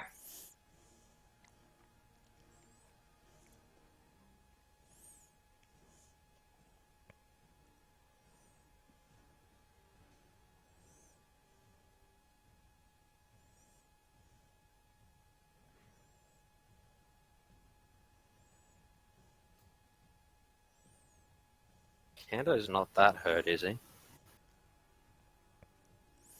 Oh, he is. Okay. Yep. When you get inside, that's what you see. Down over here. Okay.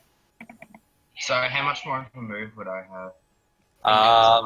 Okay. You've still got a half move. So I'm gonna move up to here next to Korath. I think that should still be fine. Yep. Yep. And then I don't think I'll be able to attack, would I? Or would I? No, you still have enough time to attack. Okay.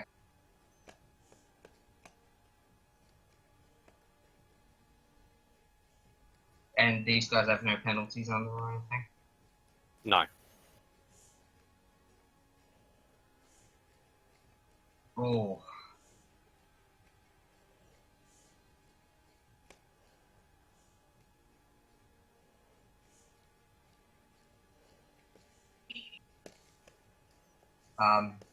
Alright. D8.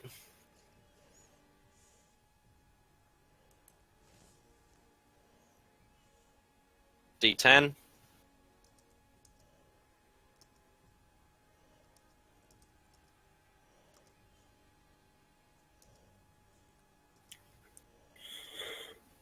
You throw your weapon smack bang into this guy. Make an attack roll. Please let this hit. It'd be so beautiful if it hits. Oh, as in to hit. As into hit. That's a hit. Oh! Yeah, but he's weaponless now. No, he still has another weapon. Okay. It's not drawn. I just think that's hilarious now. Kendo tripped, his mace flies off his hand, hits a dude anyway. You just better hope that gun doesn't get smart and pick up your dropped weapon and hit you with it. That would be Okay. cool. Koroth. Okay, so unfortunately, the way my horns work is I have to have 10 feet between me and my target. So Yep. they have to take attacks of opportunity against me right now. Because I'm going to back up by 1 square. Yep.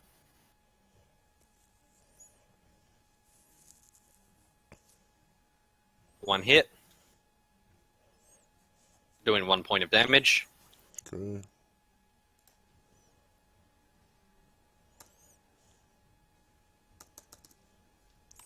And then I'm going to gore this one on the right. Well, the one on top. Yep. Oops. Like that.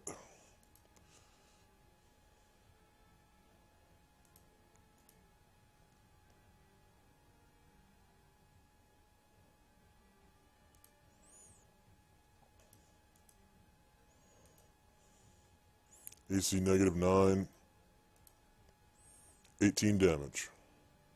Yep. And I'm assuming you're doing the same thing again. Yes, except this time only one of them gets an attack of opportunity. Yeah. And that's a hit. For 3 points of damage. Jeez, these guys are pathetic.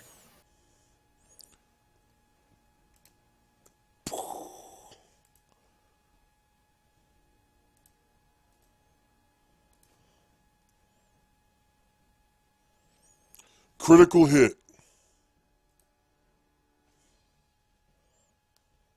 Get wrecked, Goblin. 22 damage. Get wrecked. It's dead. Now you know why they Okay. call me Koroth the Impaler. Ooh. Ooh. Initiative.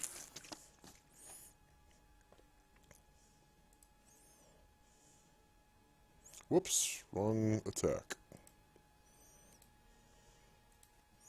Muscle memory. Archer's just out there doing fires, so I don't think he has initiative. He's just sitting there trying to make a fire. So Yeah.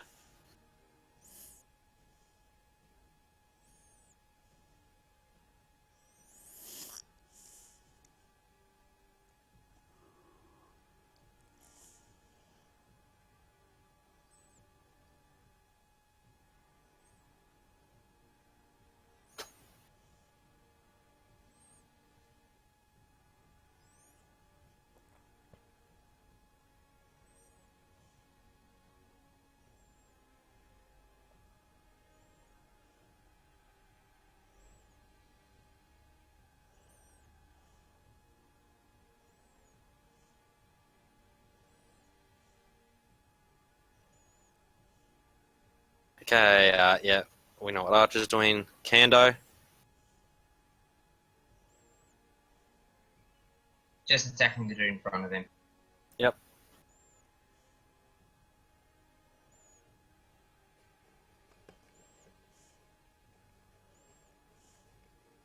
That's a miss, I'm assuming. Yep.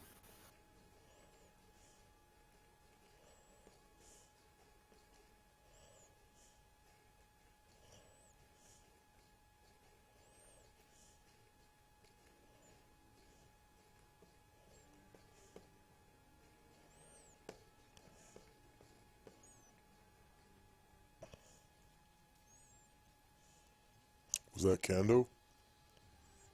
Yes, sorry. So Koroth. it's my turn? Okay. Yep. So, Koroth is going to come up behind this guy.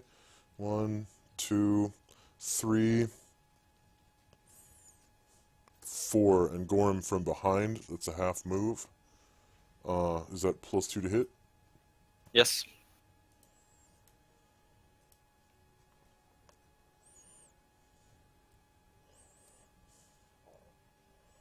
AC -6. So he does Yep. that typical bull thing where he lowers his horns and like 2 tufts of like steam, you know, shoot out, one from each nostril, and he's digging one hoof into the ground like on one side, like, you know, pushing the dirt back, and lowers his horns and charges like your typical cartoon bull. And he does 16 damage to the back of this goblin with a gore attack to the back.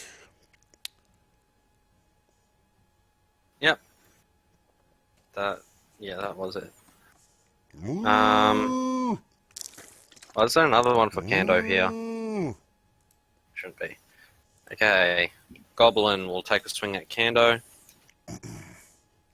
And miss. Koroth. Okay, Koroth is going to take another half move to back up 1 square, and again dig his hoof into the ground, you know, sweeping the dirt backwards to get a good grip. 2 little tufts of steam sticking out, coming out of his each nostril, and boom, gore him again with his horns. +2 to hit. Okay, AC 4, Yes, that's a hit. 18 damage. Okay, his that gore. kills him. Okay. He's like, that's right, bitch, I showed you who Koroth the Impaler is. And he's just gonna walk outside and pick up his swords. Yep.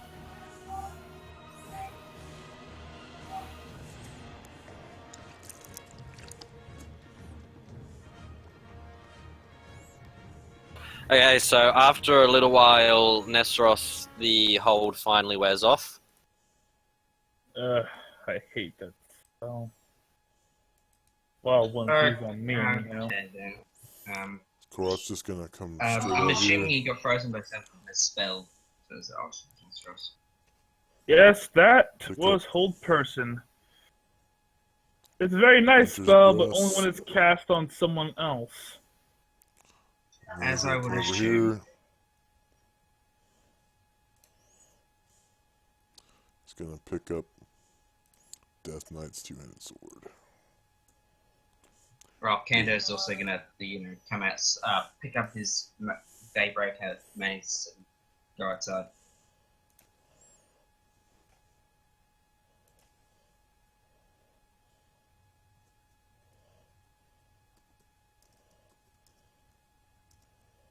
Yeah, no worries. So what are you guys going to do now? Do you want to head back to Blackshadow? Because I'm running low on arrows. I need some supplies. How about we look in the cave we and need to see if look they in the have cave anything worth first. taking? Yeah, look in the cave and then. Yeah, I mean, the goblins, that'd be guarding something. And those were very strong by goblin standards. Swords? I don't need no Yeah. stinking swords that kill goblins. Yeah, so we're down here, peoples. Kando just goes, "Did you rip that bloody lizard apart with your hands?" I gored them with my horns. Oh fuck. That's why they call me Koth the Impaler. Yeah, I guess if they base it off what he actually uses, they call him Koroth the Dismemberer, Cleaver? or the Slasher, Cleaver? Maybe. or Cleaver. Okay. So, yeah, we're all over here, by the way, people. Yeah. Koroth is beginning to move forward, so let me start revealing. Oh yeah. Question: would infravision come into this? Hey Nezros. Yes. You want to search for traps? This is a goblin's house. Yeah, I better get on it then. That's also kind of stagger up and start searching for traps. Yep.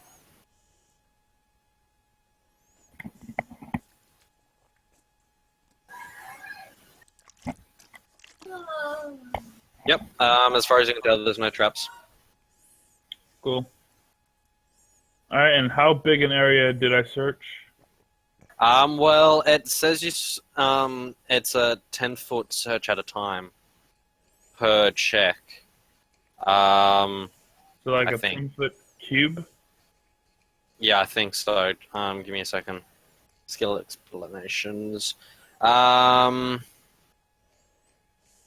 1d10 rounds.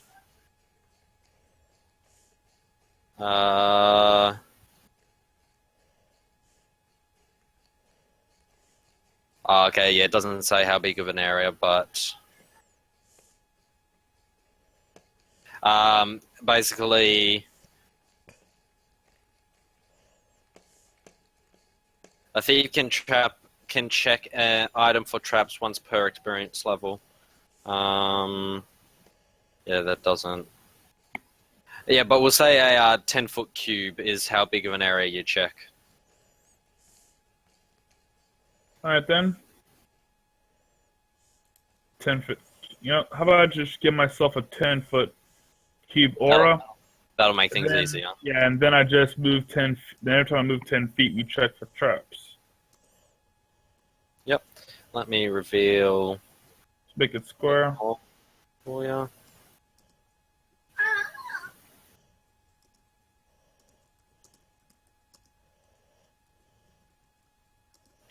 Okay. Checking for traps. Yep. And the third time. Yep. Time number 4. Yeah, just slow down a second. Alright.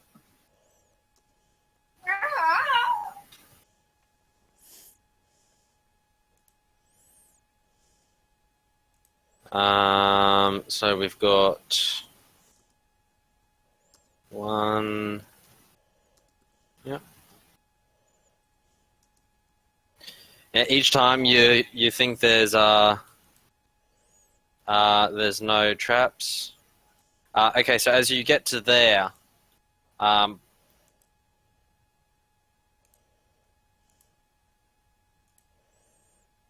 is anyone else following behind him?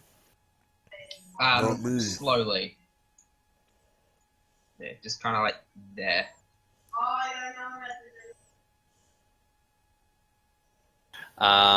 You see three people that appear to be tied to a pole of sorts. Two dwarves and a human.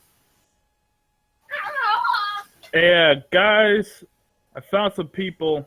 They might have been kidnapped by the goblins. They have like gags on, or Yes, they're gagged and bound to the pole. okay.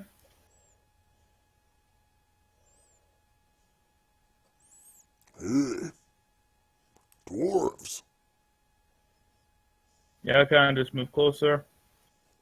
I will point out now that yes, that's a chest up there, and that's a chest down here. All right, we'll check that out in a second. I'll move. Yeah, I guess I'll I'll. just move down here to undo Sion. Yeah, I'll remove their I'll remove their gags. Man, it's a good thing we smoked him out, because that fight would have been a bitch coming in here with all those goblins inside. Oh shit! Yeah, that This would tiny not little have been space. We would have gotten smoked. Yeah, yeah, with spells like kind of cold, the more enclosed the space, the more powerful it is. Yeah, it's probably nice also will just pull out his one of his daggers and cut him free. Yep. Don't worry, guys. I'll stand guard at the entrance while you free them. Woo! Woo! So, what was happening here? I'll ask this like openly, and whoever can answer will answer. Okay, so from what you can gather after what they tell you, the three of them they're basically newbie adventurers that were basically trying to find their way through the land, maybe make a bit of a name for themselves. But the goblins that they stumbled upon overpowered them and took them as captives. The goblins were going to sell them as slaves to others, but they don't know who the others were. Well, maybe for now you should follow someone a bit more experienced. That's an interesting story. Did you think these were normal goblins or something? I doubt it. Normal goblins cannot survive a fireball. They are more than happy to follow you guys and lend you their services. Oh, yeah? That My name's is Koroth the fantastic. Impaler. I am Archer. The cleric fighter over there, his name's Kando. You may call me Nesteros. Hey, I'm Dean. Dean Dorvo. I'm what do you call it? I'm a Fighter? vindicator.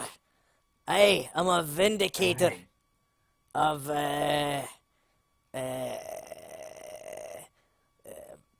dwarf father. What's his name? The god. What's his name? Did you write it down? The dwarf Not a- father.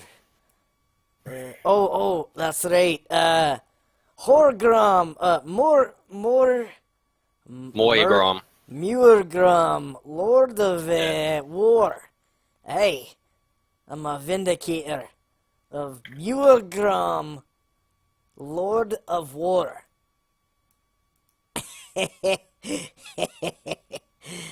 Eh, do you need any healing?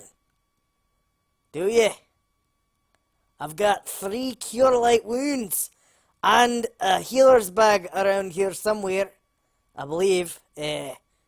It might be in one of those chests there. You got like a dwarf in the corner, kind of grumble a bit, making noises. Then So these guys' stuff is sort of littered all over the place. The goblins were sort of searching through them, trying to find anything of valuable note. Where Oh. is Xion's falcon? Because he's a falconer. There should be a mule over here in the corner because Dean has Thar, mule. yeah, Falcon, and yes. Bello actually owns a donkey. Xion's just like, I'm Xion. I'm a falconer. Where the It's fuck's my his- falcon? It's actually his riding mule. For like combat purposes, it's like a war horse you said for dwarves. Thar. You said that the mule is called Thar. Yeah, Thar, Thar. Yep.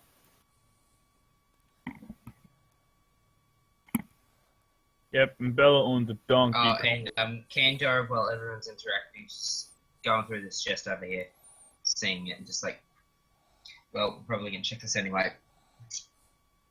And a donkey. Ain't many donkey tokens. Yeah. This will do, I suppose. Oh hell yeah. Name for the donkey? Donkey. Donkey the donkey. That's a Thrasher name in sense right Fuck yeah, that is, dude. Holy shit. Donkey, spunky, sunky, and blunky.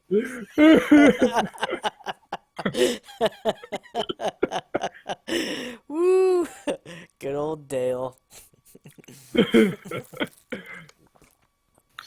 I Okay, wonder if so his ears are burning right now. the falcon was sort of tied up next to Xian. Yes. Name? Got a name for the I need- falcon? Give us a second.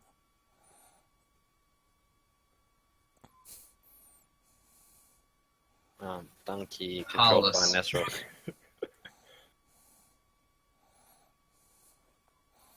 Harless. Yes.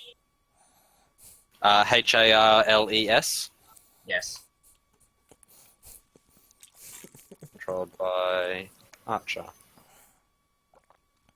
Yeah, you should all be able to move your additional tokens now. Would I have a character sheet for Hollis?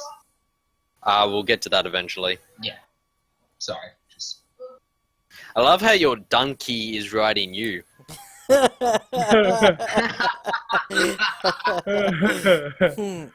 Bello has a very complicated relationship with his donkey. And he refuses to explain it. He just grumbles and dwarf noises. And then just gets on the donkey. Has to Hey. pick up his axe. This here is I'll Thar, be he's right my back. riding donkey. He's how I get around when I'm fighting.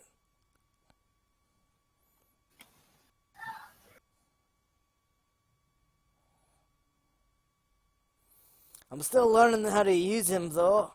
Maybe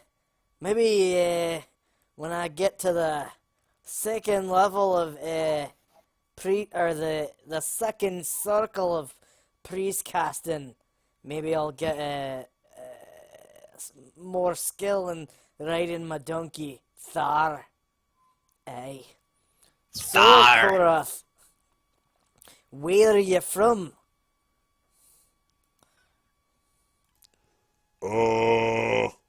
I'm from the Berserker tribe where my mom raised me.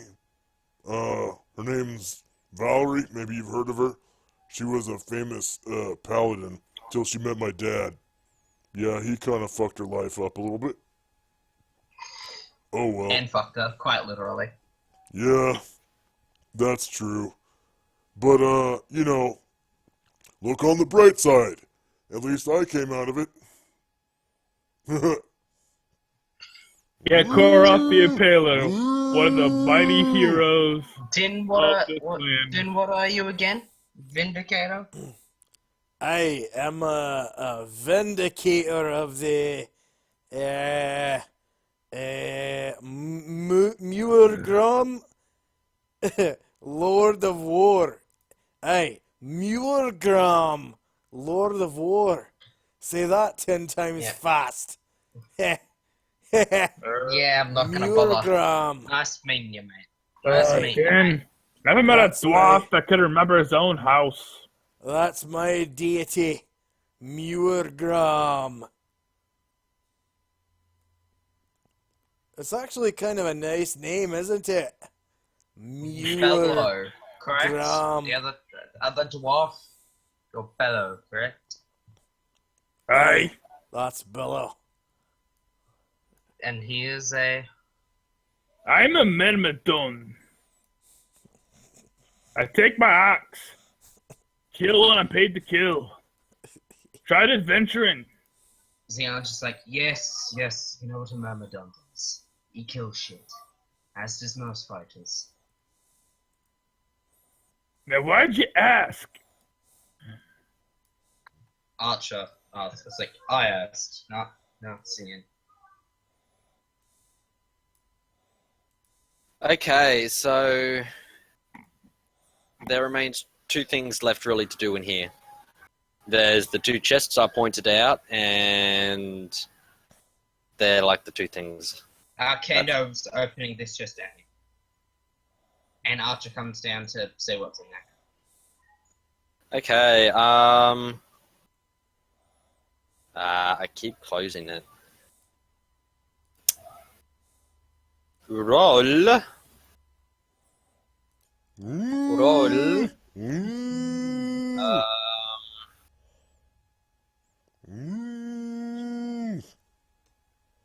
Let's go. 1, 2, 3, 4, 5, 6. Roll a D9. I know, bizarre. Oh, just roll 1d10. If you get a 10, roll again. Ooh. But that's too complicated. Okay. Roll a D100 less than 10. Oh, jeez. That sounds hard. That's hard.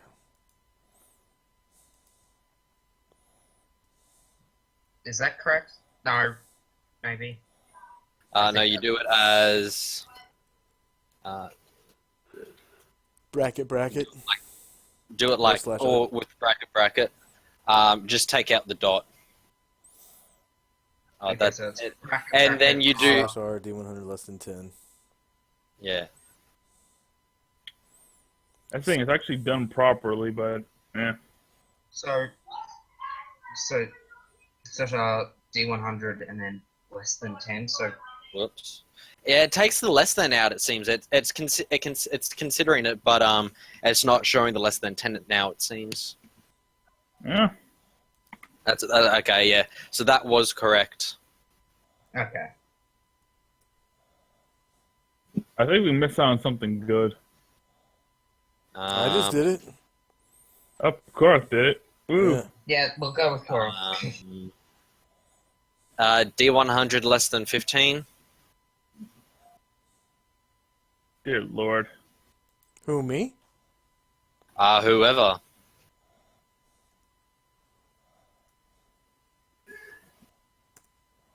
Fail. Oh. Less than 50. Unless I say another dice, just assume D100.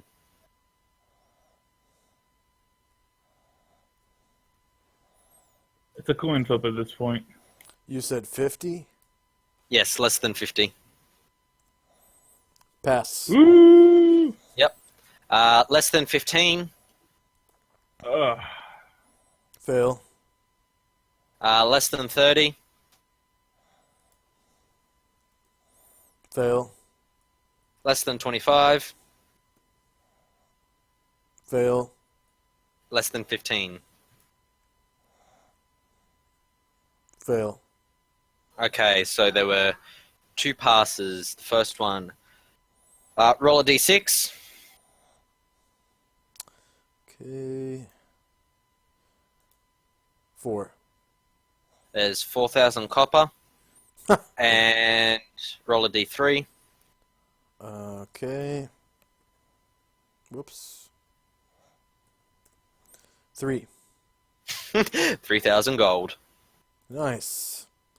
So that's That's a bit of a coin chest, that one. I'm assuming Koroth and Din are doing the other one. Yeah. Okay. Starting out with a d9, please. It's 4,000 copper. Oh. So 40 gold and 3,000 gold. 2 on the D9. Yep. Okay. Again, unless I say another number, just assume D100. Less than 50. So D100 less than 50.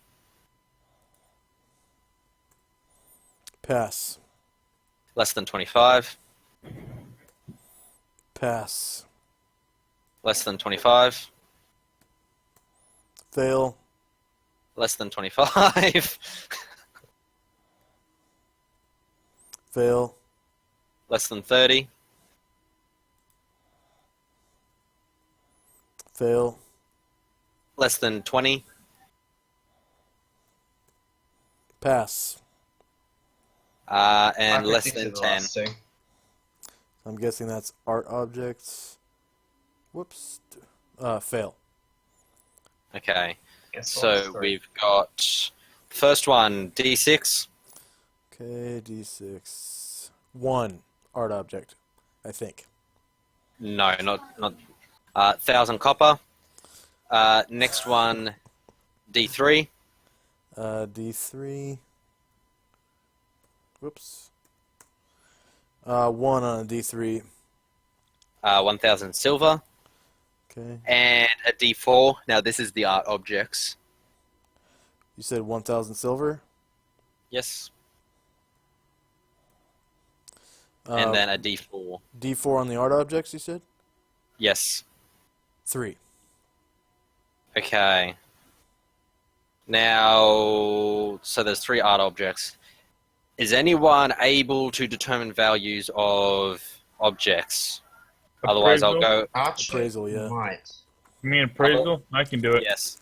You can? Yeah, it's an int-based skill, and I've got it. So I Okay, better yep. if I do it, because I'm more likely to pass on Archer. As long as no Okay. one rolls a 20, should be able to accurately. Yeah. What's Yeah. it under? Don't worry, we got someone with it. Well, success by 7 degrees. You gotta Yeah, do well, it for first each thing. I first Yeah. need 3 D100s. Okay, 3D100. You got 44, 56, and 56. Okay, the first one, the 44, roll a D10. Okay. 8. Okay, that first art object is 800 gold in worth. Okay? Okay. Okay, second appraisal. 17 passes. And it's a 56, so 2d6. Okay, 2d6. 7. 700 gold. Okay. And last one. Success. Yep, 2d6 again. Okay, 2d6. 12. All right. 1200 gold.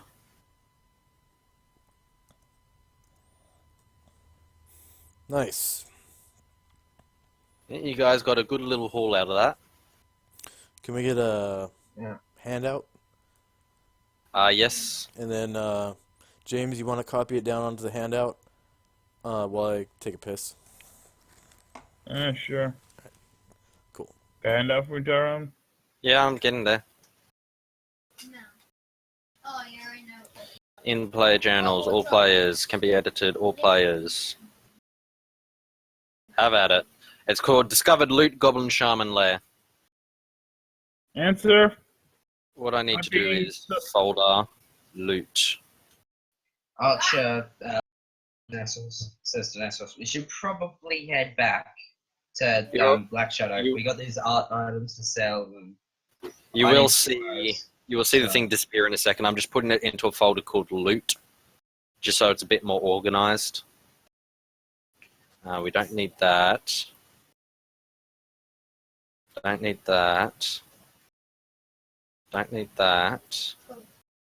I need those two. So, DM resources. Um,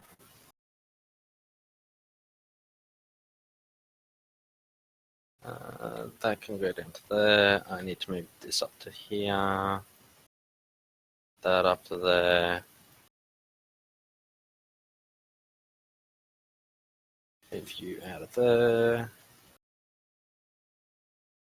Move you out of there. Delete folder. Move you out of there. Move you two out of there. Oops. Oops. Delete folder. X. That up. That up. That up. That up. Folder. NPCs. That there. Sun. Susanna. Tilla. You. You. Karaviron.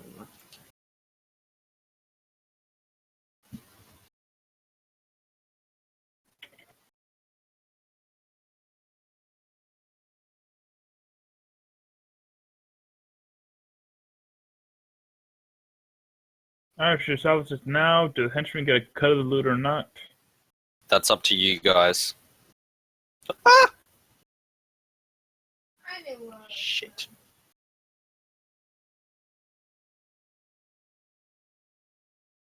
Alright, I'm back. Alright, so let me just, alright, we got hard coins. So, let me just see what we get, how much we get in shares. I have, like 30 macros and about 50 rollable tables that do that for me. Took a long time to make. Give those to Tyrone. I can't give tables away for some reason. I'm not pro. If I was pro, I could give away tables. Tyrone could make me co-GM of the game, and I could import my tables. But I'm Alright, not gonna pay for pro. including the new henchmen, it's $5.25 each. That's if you guys decide to do that. I mean, given that we're saving their lives, we could just this one time skip out on their cut. What do you guys think? Yeah, just this one time, we kind of saved their lives, you know. I reckon we give it that. If they need stuff to buy, they can come to us. Okay, 1,050 each then. Yeah. Actually, So, Is that gold? yeah, that's gold. Like after everything's split up, that's like in gold. Oh, everything including the art and all Coppers that? and silvers. I didn't touch the art Oh. objects because in order to get money from them, I have to sell them first. Okay, so we're kind of fast forwarding to like in town, doing all this business and stuff, selling the art, changing the copper into gold and all that shit. well, first we have to get Well, there. that's like our total after we do all that stuff. But I'm splitting this up so that I'm splitting up this way so that Archer and I can get XP.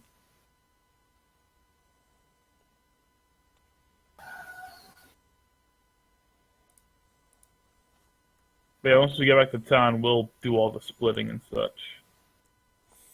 Let's see, 1,050 divided by 50. my love garage. 21 pounds of gold. Yeah, still manageable. 199 pounds. Well, you guys, if you're going... Oh yeah, by the way, I don't think I ever showed you guys this, but this is what the entrance to the Goblin Cave looked like. That's actually pretty nice. Why did you make use? Oh, right, it's just a picture. Oh. Never mind. I forgot to actually show that to you guys. Kind of got caught up in the whole combat. But yeah, that's... I'd found the image and it's like, we'll use this as a sort of image to represent what the going into the cave looks like. That's really cool. Okay, yeah. So, there is but one thing left of 3 objectives that you guys have left to do. And that is up here. The Pits of Despair. You guys are currently over here. Where are the pits of despair? Up here, and it's gonna take a while to get there. I reckon Yeah. we head back to Black Shadow, then go to the pits, because we need to Change all bring, his money and shit. Yeah, change all his the money. I need to get some more arrows. Who knows what Xeon and them want to buy armor, weapon-wise. By the way, Archer's going to give his... because it's not as much use to him as it would be to Xeon, seeing Xeon is dual longsword. Yep. He gives Xeon his the longsword flame tongue. Yep.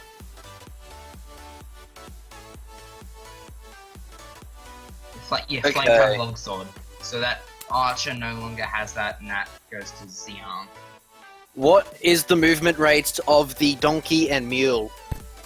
12. 12. Okay, so you guys are going to be moving at 12.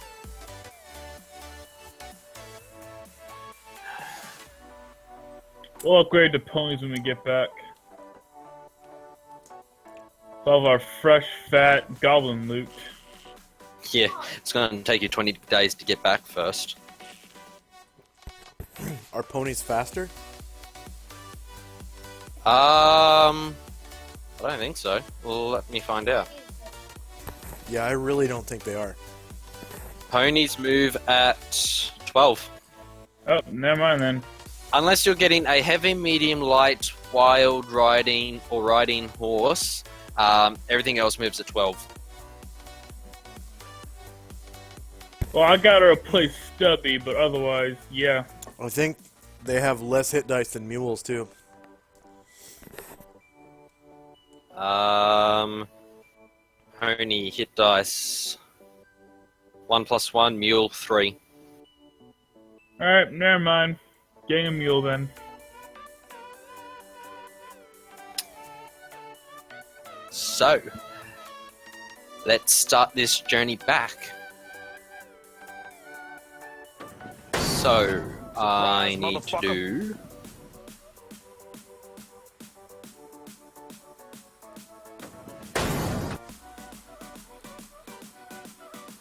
What is the speed of a composite longbow?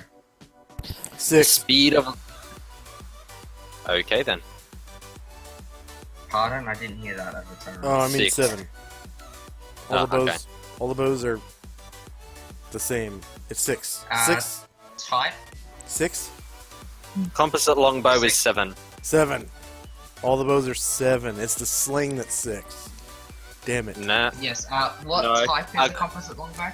Short composite longbow is 6. Yeah, composite longbow is 7, short composite longbow is 6, a normal longbow is 8, a normal short bow is 7. Oh. What's the type? Piercing, because it's using arrows. Yes. So, size M? L. And it weighs 3 Weight. pounds.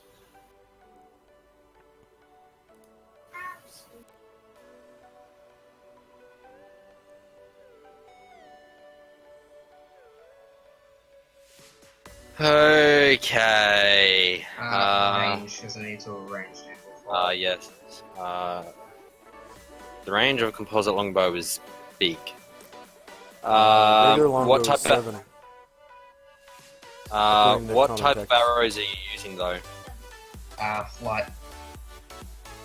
Okay, so 60, 120, 210.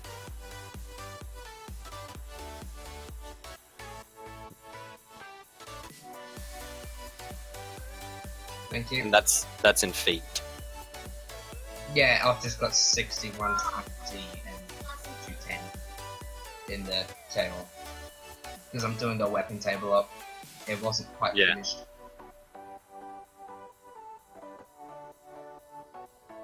Well, I have a note about the flame tongue longsword.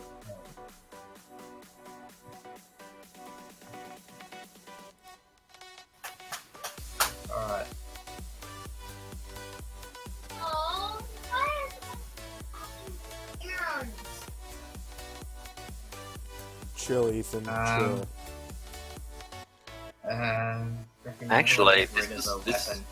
Sorry, this is all in yards. Yeah, you gotta multiply by 3 to get feet. Holy crap. So yeah, actually it's 2 feet. 180. Yeah. 360 Yeah.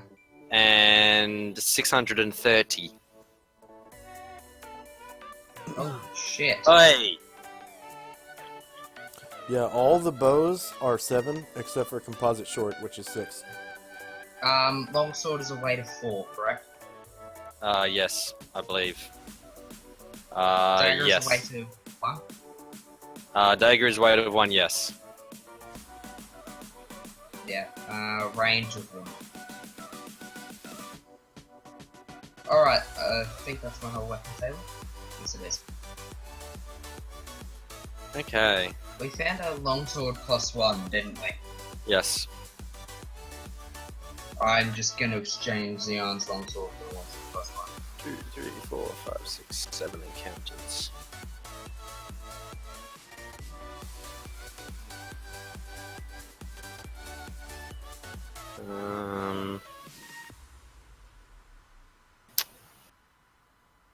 Let's change it up a bit. Alright. I need a handout.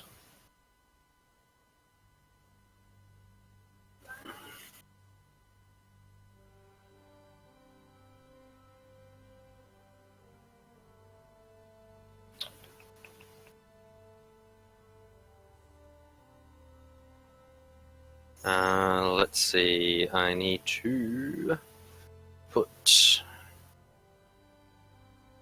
turning to Black Shadow. I shouldn't have any penalties from wearing heavy armor with ambidexterity and two-handed weapon style if I'm dual wielding, correct? How many slots into weapon style? Although ambidexterity gets you down to 0 and -2 off the bat, doesn't it? Yeah, but you need the extra point in dual wield so you can carry 2 medium weapons at the same time. Yeah, you need up to 3 points in 2 weapon style, I think, to do that. I think I do have that. Actually, I think you only need 2 for. I think you only need 2. Yeah, sorry, second proficiency slot. So yeah, no, because it, oh no, yeah, it is 2. And I'm fairly sure I spent that for weapon proficiencies. And your character is a ranger, correct? Yes. He gets the first point for free. Yeah, so I think I used that on one of Which them, and yeah. then If he's if he's got 2 points into weapon style and is ambidextrous, then he can fight with 2 weapons of the same size without penalty yeah, in heavy So- armor. yeah. So yeah, I've got 2 points in heavy weapon style. So that's how I run dual longsword. And Yep. is anyone going to take that field plate +1? Was What it? field plate Full plus plate? 1? That, full plate. What? Full plate. It's full plate, I believe. Sorry. Oh, no one else wants it. then Bello can definitely use it. I was gonna say it was either gonna be Bello or it was gonna be because Xian's health is quite low, but if he has high armor, it just means he gets hit less. Oh, I don't know that one. Field plate +3. Damn. Because he's currently only got an AC of 7. Actually, no. There's a chainmail +1. Oh, how much AC does that give? Where's the full plate? It's not written down. I remember no it being full there. plate. There is no full plate written on any of. There might have been a full plate here, but it is not written on any of these handouts. I remember seeing it. It was the There chainmail. It may have been seen, but it has not been written down. Oh, And if it has not been written down, you guys do not own it. doesn't exist. Yeah. Damn it. It's chainmail. It's chainmail +1, and Koroth is carrying it. Yeah, so how are we gonna... Who's gonna get that? what AC does that put you on if you wear... That gives an AC of 4. 3. 4. That's +1. Australians. Chainmail. Yeah, it'd give an AC of 4. What's dim and... Well, if he needs it, he can have it because unless there's like some benefits to having magical armor that I don't know about. Bello wears splint. So he actually doesn't need the magic armor because it won't affect his AC. Ah, really? Yeah, so... Xian. Everyone's on the Xian taking it? Sure. Did anyone take That's the up to Koroth. chainmail +1? What? That's all up to Koroth whether or not it's fine. What Because is? he's the one carrying it. Because Archer's asking if it's fine if Xian takes the chainmail +1. No, I But already you're the said one it- carrying it. I already said I was giving it to Dean, like a long time Okay. ago. Yeah. Oh, alright. never mind. I thought you'd benefit more from the splint as it is anyhow. Or is it more? Yeah. It's Sorry. the same AC, but he gets a +1 to saves. Okay, yeah. So Oh, but right. he can, Oh, yeah, he yeah. can give his splint away. It weighs 40 pounds. Splint mail. AC 4. AC... Yeah, I think Xian will take that. Okay. Just because he needs the better armor. Yeah. Just Okay. understand you will not be able to use your hide in shadows. Yeah. Oh, But I no, don't think- Essentially, here's what happens. If you give a ranger heavy armor, he turns into a warrior without the ability to specialize. Yeah. So take that as you will. Not if you use combat and tactics. In combat and tactics, rangers they don't get the shit that they have in the player's handbook. They just get a free proficiency in 2-weapon fighting, no matter what armor they're wearing. So they can wear heavy-ass armor and still use 1 proficiency slot in 2-weapon fighting. Which Okay, yeah. is -0 to hit with your main hand weapon and -2 to hit with your offhand weapon. And your offhand weapon has to be smaller than your main. Yes, well, he spent 2 slots into. He put another slot into it so that he could use 2 weapons of the same size. Yeah. It's still -0, -2 unless you get ambidexterity, though. Which he does have. Yeah. So it's -0, -0. Any type of armor, any weapon that you can wield with one hand. In both hands. Yeah. That's what I've got.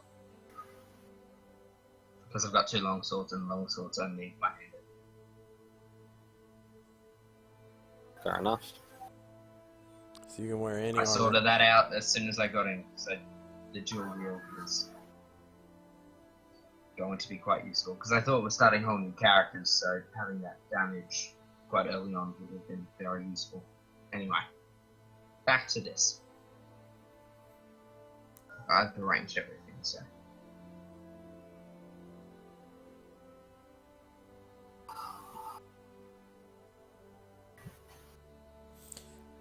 Did anyone take the Constitution Eon Stone? Because Dean would get +1 hit points per level. Oh, I good. don't know how many. How many was I need to check how many. 15 is the start of getting bonuses. 15 is? Okay, never mind. I'm pretty sure anyway. Well, let me check then. I go up to Constitution. 15, so I Yeah, start it getting is. bonuses. Yeah. Yeah, you should 15. take it then. Yeah. Yeah. So who's it going on? Zian? Yeah, Zian. Or was it Zian who has 14 con? Yeah. Yeah, Zian. Okay.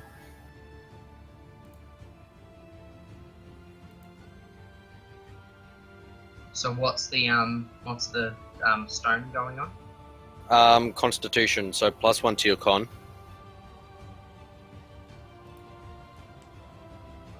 And basically at 15 you get +1 hit points per level.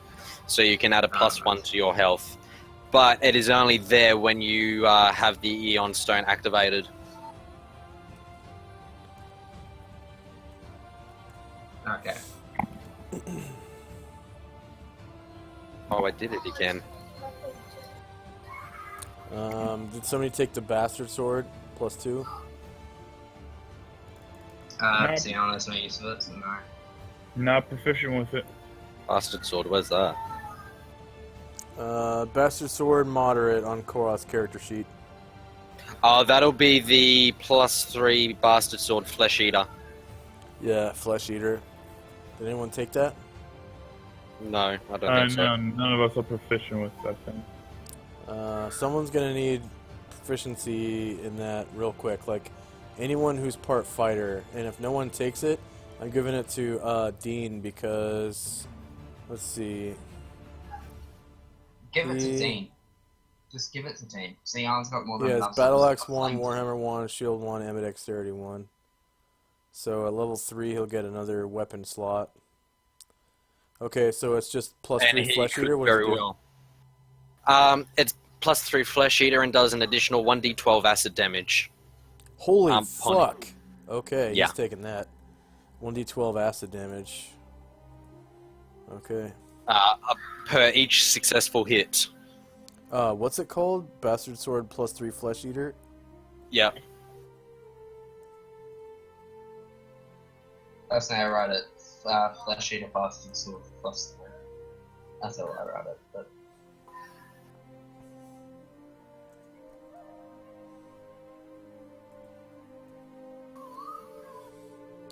Okay. +12 acid damage. See, Bastard Swords are speed of 6. Range 1. You do D8, D12 in one hand. 1, D8, 1, D12. And they do special ice. so how does two-handed attack work? Do you do separate initiative for each hand, or is there like a small delay on the? It's second basically the way we've been doing it with your bow. You do your first one, and then add your weapon speed onto the second one. one? Okay, but you attack with the second one. Yeah. Yeah. Okay. So just checking.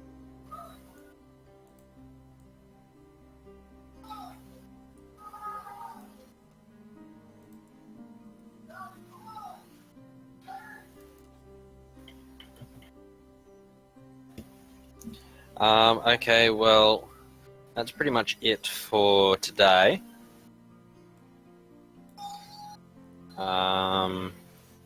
Let me quickly look for that experience macro.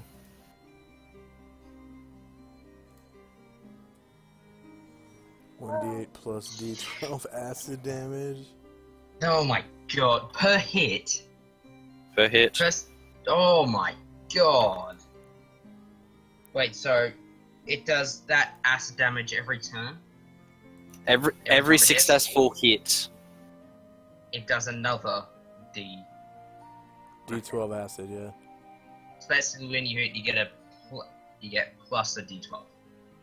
Yeah. pretty much. Too late, it's already on Dean's character sheet, so...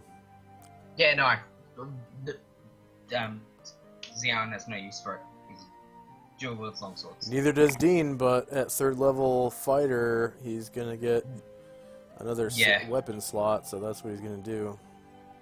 And he'll probably end up expertising in the Bastard Sword. Just because that's some badass damage.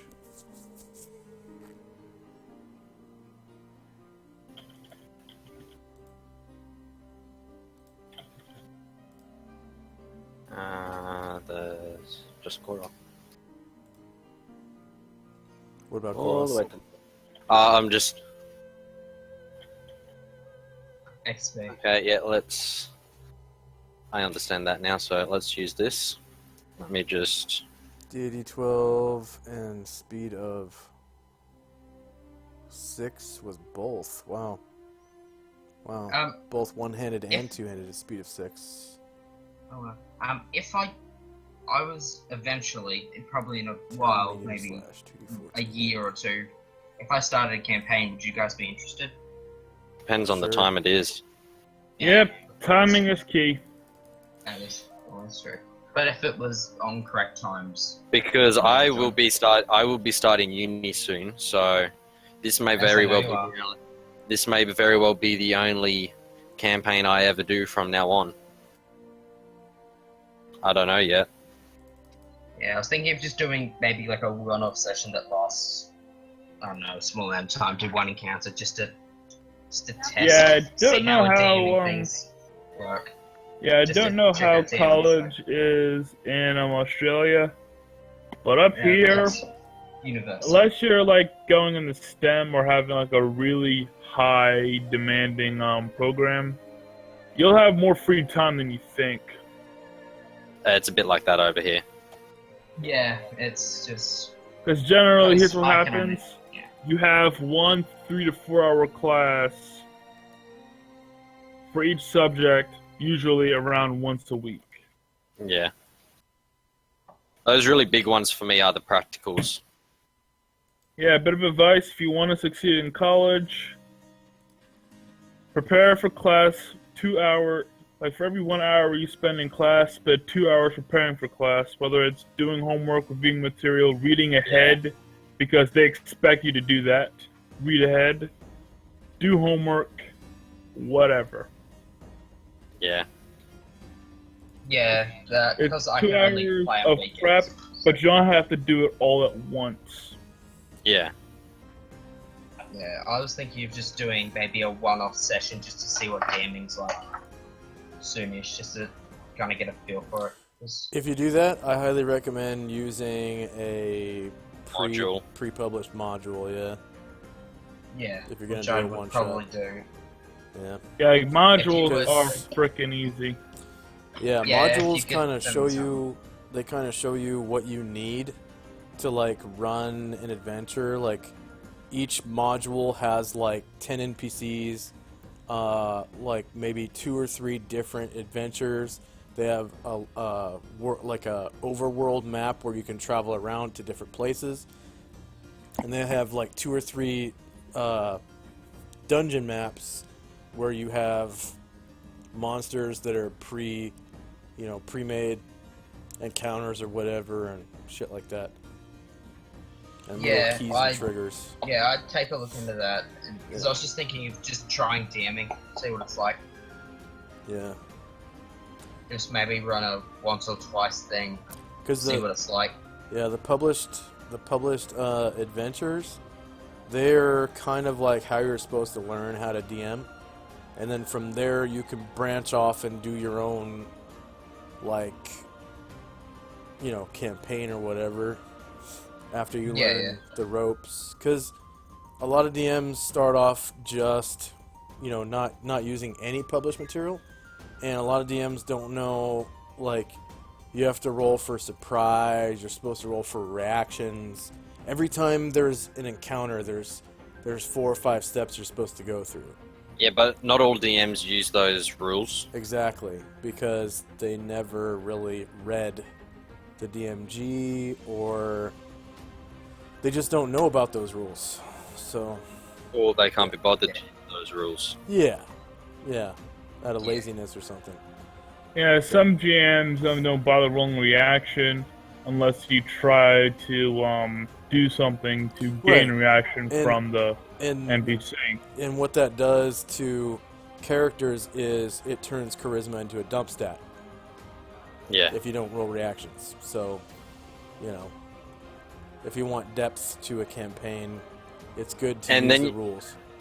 And then you get a character like a paladin or a bard who has to have a shit-ass high charisma as it is, and they just become obsolete. Yep. Because I have a character who is a blade, a bard kit, and he has a 17 in charisma with no reason to use it. Because your DM's lazy. Well, no, it's more because it's my father who's the DM, but it's more because it's just a thing among friends and family, so Yeah. we're not really strict on with all the rules and stuff. Right. Huh. Yeah, that's no fun. Which is fair enough for the circumstance. Eh, I still enjoy it, yeah. though. Yeah. But say what time does Silent Hex end? Like 8 a.m. Australia time, yeah, 8 a.m. Like when you're supposed Yeah. to be waking up, basically. Like, yeah, Yeah. it's in the middle of the night for you, man. I wouldn't even. Yeah, I mean, I know there's when plenty of other Silent- games.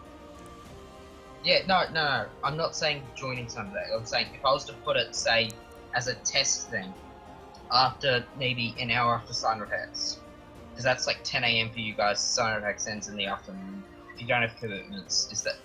Oh, yeah, I'd be down. That Yeah, would I'll kind just of, have to organize it and just set some stuff up with you just to figure it all out.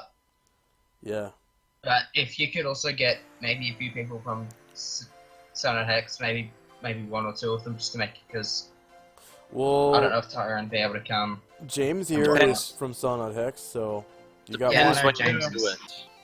Yeah. It's all I going was to saying about depend on. yeah, so I'll have to figure out a date, but I know it'd be maybe 9 o'clock in the morning for us. I could do that. 9. Again, it On a just have to Sunday? do it on a Sunday. No, that's not going to work because sometimes I think it's like every second week is when my dad has. This is a one-off thing. Yeah. This is a one-off thing. So tell me again, the weekend you're off, yeah. and I'll put it in it because this is just a one-off thing. I just want to. At the moment, up until Easter, there will be no D&D because my brother has cricket Saturday and Yeah. Sunday. We're just lucky we were able to play today because he had to play his game in the morning because of the extreme heat. Yes. Oh. Okay. Yeah, we're massive heat wave at the moment. Anyway, Oh, yeah. They're calling it Welcome to Hell on Earth in Australia. Yeah, basically. Did we get XP or no? I'm doing that right now. I'm just getting the Okay. macro thingy going. Okay. Yeah, but you guys would be interested in that? I would. Yeah. I mean, it's gonna kind of Um, eat into my personal time with my girlfriend just a little bit. No, But, oh, if I that's, if no. it does that, No, that's I'm not fine gonna- because I can go pick her up at like 10 o'clock at night and she doesn't care. It's cool. Like So, it's Josh- not- yeah, I wasn't so when does Silent Hex start and how long does it go for? It's at For 10 us, in the morning Pacific. So for you, it's like 4 or 3 in the morning. No, your time. 4 in Your the morning. time. My time, it's at 10 in the morning, and then it gets out at about 3 in the afternoon. And So then, about 4, so- I'd be Yeah, probably you'd going be to fine. about Like, you could 7, have- 7, 8 o'clock your time. yeah, we could do like a 4-hour game or even 5-hour game, and I still have time to go pick her up at like 9 or 10. It doesn't matter. Oh, okay. Well- So, Josh, Yeah. with this experience macro, I have to do it for basically each creature. Yeah, each creature has their own part of their own macro going. Yeah. You gotta do it Yeah. once for the wizard guy, once for the dagger goblins if they have different Yeah. XP, and once for the sword goblins. And once for the crossbow goblins too. Yeah. Yeah, Cool. so basically, this is probably just going to be a one-off thing. I might just run another one using the same game, Yeah, having the same thing up, but it'll just be a non-scheduled game. yeah. new DM. Just a thing to test, basically. Yeah. And if I were you, I would grab. If you're gonna, is it gonna be second edition? Yes, definitely. If I were you, I would go into that link that I put in, into the chat. Where is it? I'll grab it again, and grab all of the like attack macros and like all that stuff, so you don't have to deal with character sheets. Because the big annoyance when you're a new DM is proficiency in like skipping between tabs for monsters and shit. If you don't have to deal with that crap from the get-go, it's a lot easier. Oh yeah. Okay. So much easier. Yeah, I'll probably set this up tomorrow with you after Synod. I'll Okay. start setting it up, getting you to help me because Yeah. I'll need a bit of help setting it up. Yeah. If you're okay with that. Sure. Yeah, I might have an interview to do, but if my new guy shows up tomorrow, I don't have to do the interview. So, and then I can just go straight to helping you out. I gotta So upload if some you have the videos while we're interviews- doing it, but Yeah. I'll give you the link right now, and you can go through and just start copying and pasting it into macros. I'll just make some notes and I'll just paste in notes quickly. Number of creatures defeated. Game name. So, Shit, what the hell should I call this? Right. goblin. I'm just gonna send it to you in a private message. 5, 3, 4.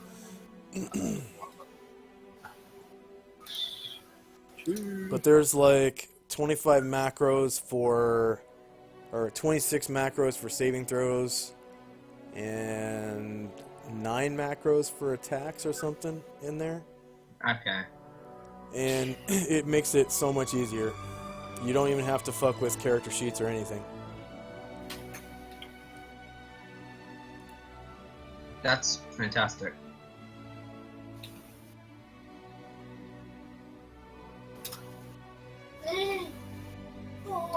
I'm going through for the choose a character sheet.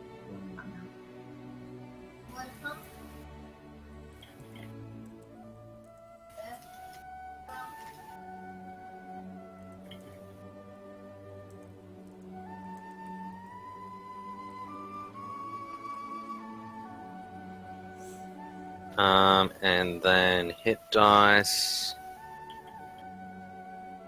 Whoa. Okay. So our henchman didn't get any XP, right? Not the ones rescued, but Okay. Kando will out of this. Okay, I'm just gonna close this character sheet then.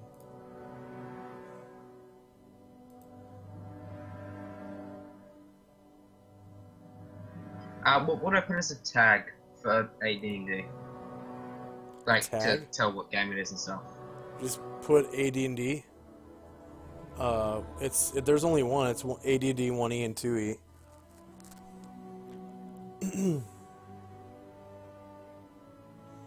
And you might want to mention, like, first time DM come in to teach a DM how to DM.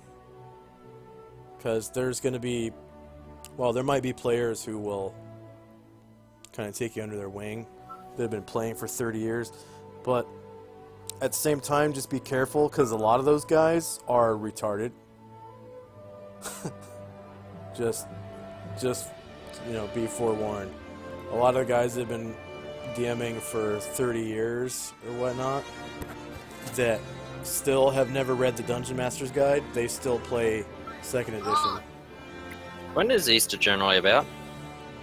Easter?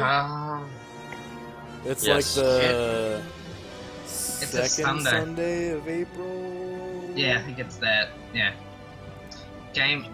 Shit, that's a long way out. 3rd Sunday of April? 16th of April. Wow, yeah, that's a So long second- way out. Yeah, 2nd Sunday. So our next game's not going to be until the 22nd of April. Yeah, it's fine. Every good game needs a break. Give you more time to come up with new stuff and more content. Go that way. I just wasn't expecting so big of a gap. That's 2 months from now. Yeah. Damn you, Ethan. What? Huh? It's all his fault because of his cricket. Because it's all in the afternoon, gives you- so... It gives you some time to copy those macros Oh, yeah. into your campaign. And I stuff, can so you maybe don't look have at to keep- starting... And I can maybe start looking at doing a bit of a bestiary and stuff as well. Yeah. No, what? Yeah, that speeds things up a little bit. The school cricket finishes at term 1. Oh, that's true, so... You don't have a get. You're going to. Yes, that's just club cricket that's going to go until Easter. Yeah, Do we get So- XP or no? Yeah, sorry. There. So yeah, let me actually rework that. When does term 1 end? What week are you in currently? No, What we're week about to start is week this? 4. Week 4? Okay. So On Monday it starts week yeah. So 1, 5, 4, 5, 6, 7, 8, 9, 10 weeks. 10. So I'm going to put the date down as the 8th of... I might March not be able to now. make that game. So is it 320 times my level? Yeah, well, you and Kando are the only warriors. Okay. And these goblins have increased hit dice because these aren't your standard average goblins. There is a reason behind why they I aren't know. your standard average goblins. Yeah, I know. They have more hit dice. for sure. Otherwise, that number would probably be 30. I actually don't know how it does, but so that's XP. But yeah, I'm going to put the date down for now as the 8th of March, and we'll see what happens from there. 8th of March. Oh, Alright, well, what about thieving XP? Yes. So, Nestros. Dun dun dun dun dun. What the hell? Did you cast any spells, Nestros? Improved invisibility. You what know, about the Bibles? Or are they just from the they were from the wand. You know what level that is, so you can do the experience for that yourself. So, yeah, it could be sooner than I thought. 4, 5, 6, 7. Hang on. No, I miscalculated that. 8, 9. Hang on. Today's the 11th. 4, 5, 6, 7. 8, 9, 10. Okay, so sorry, it will be either the 31st of March or the 7th of April. 8th of March is too soon.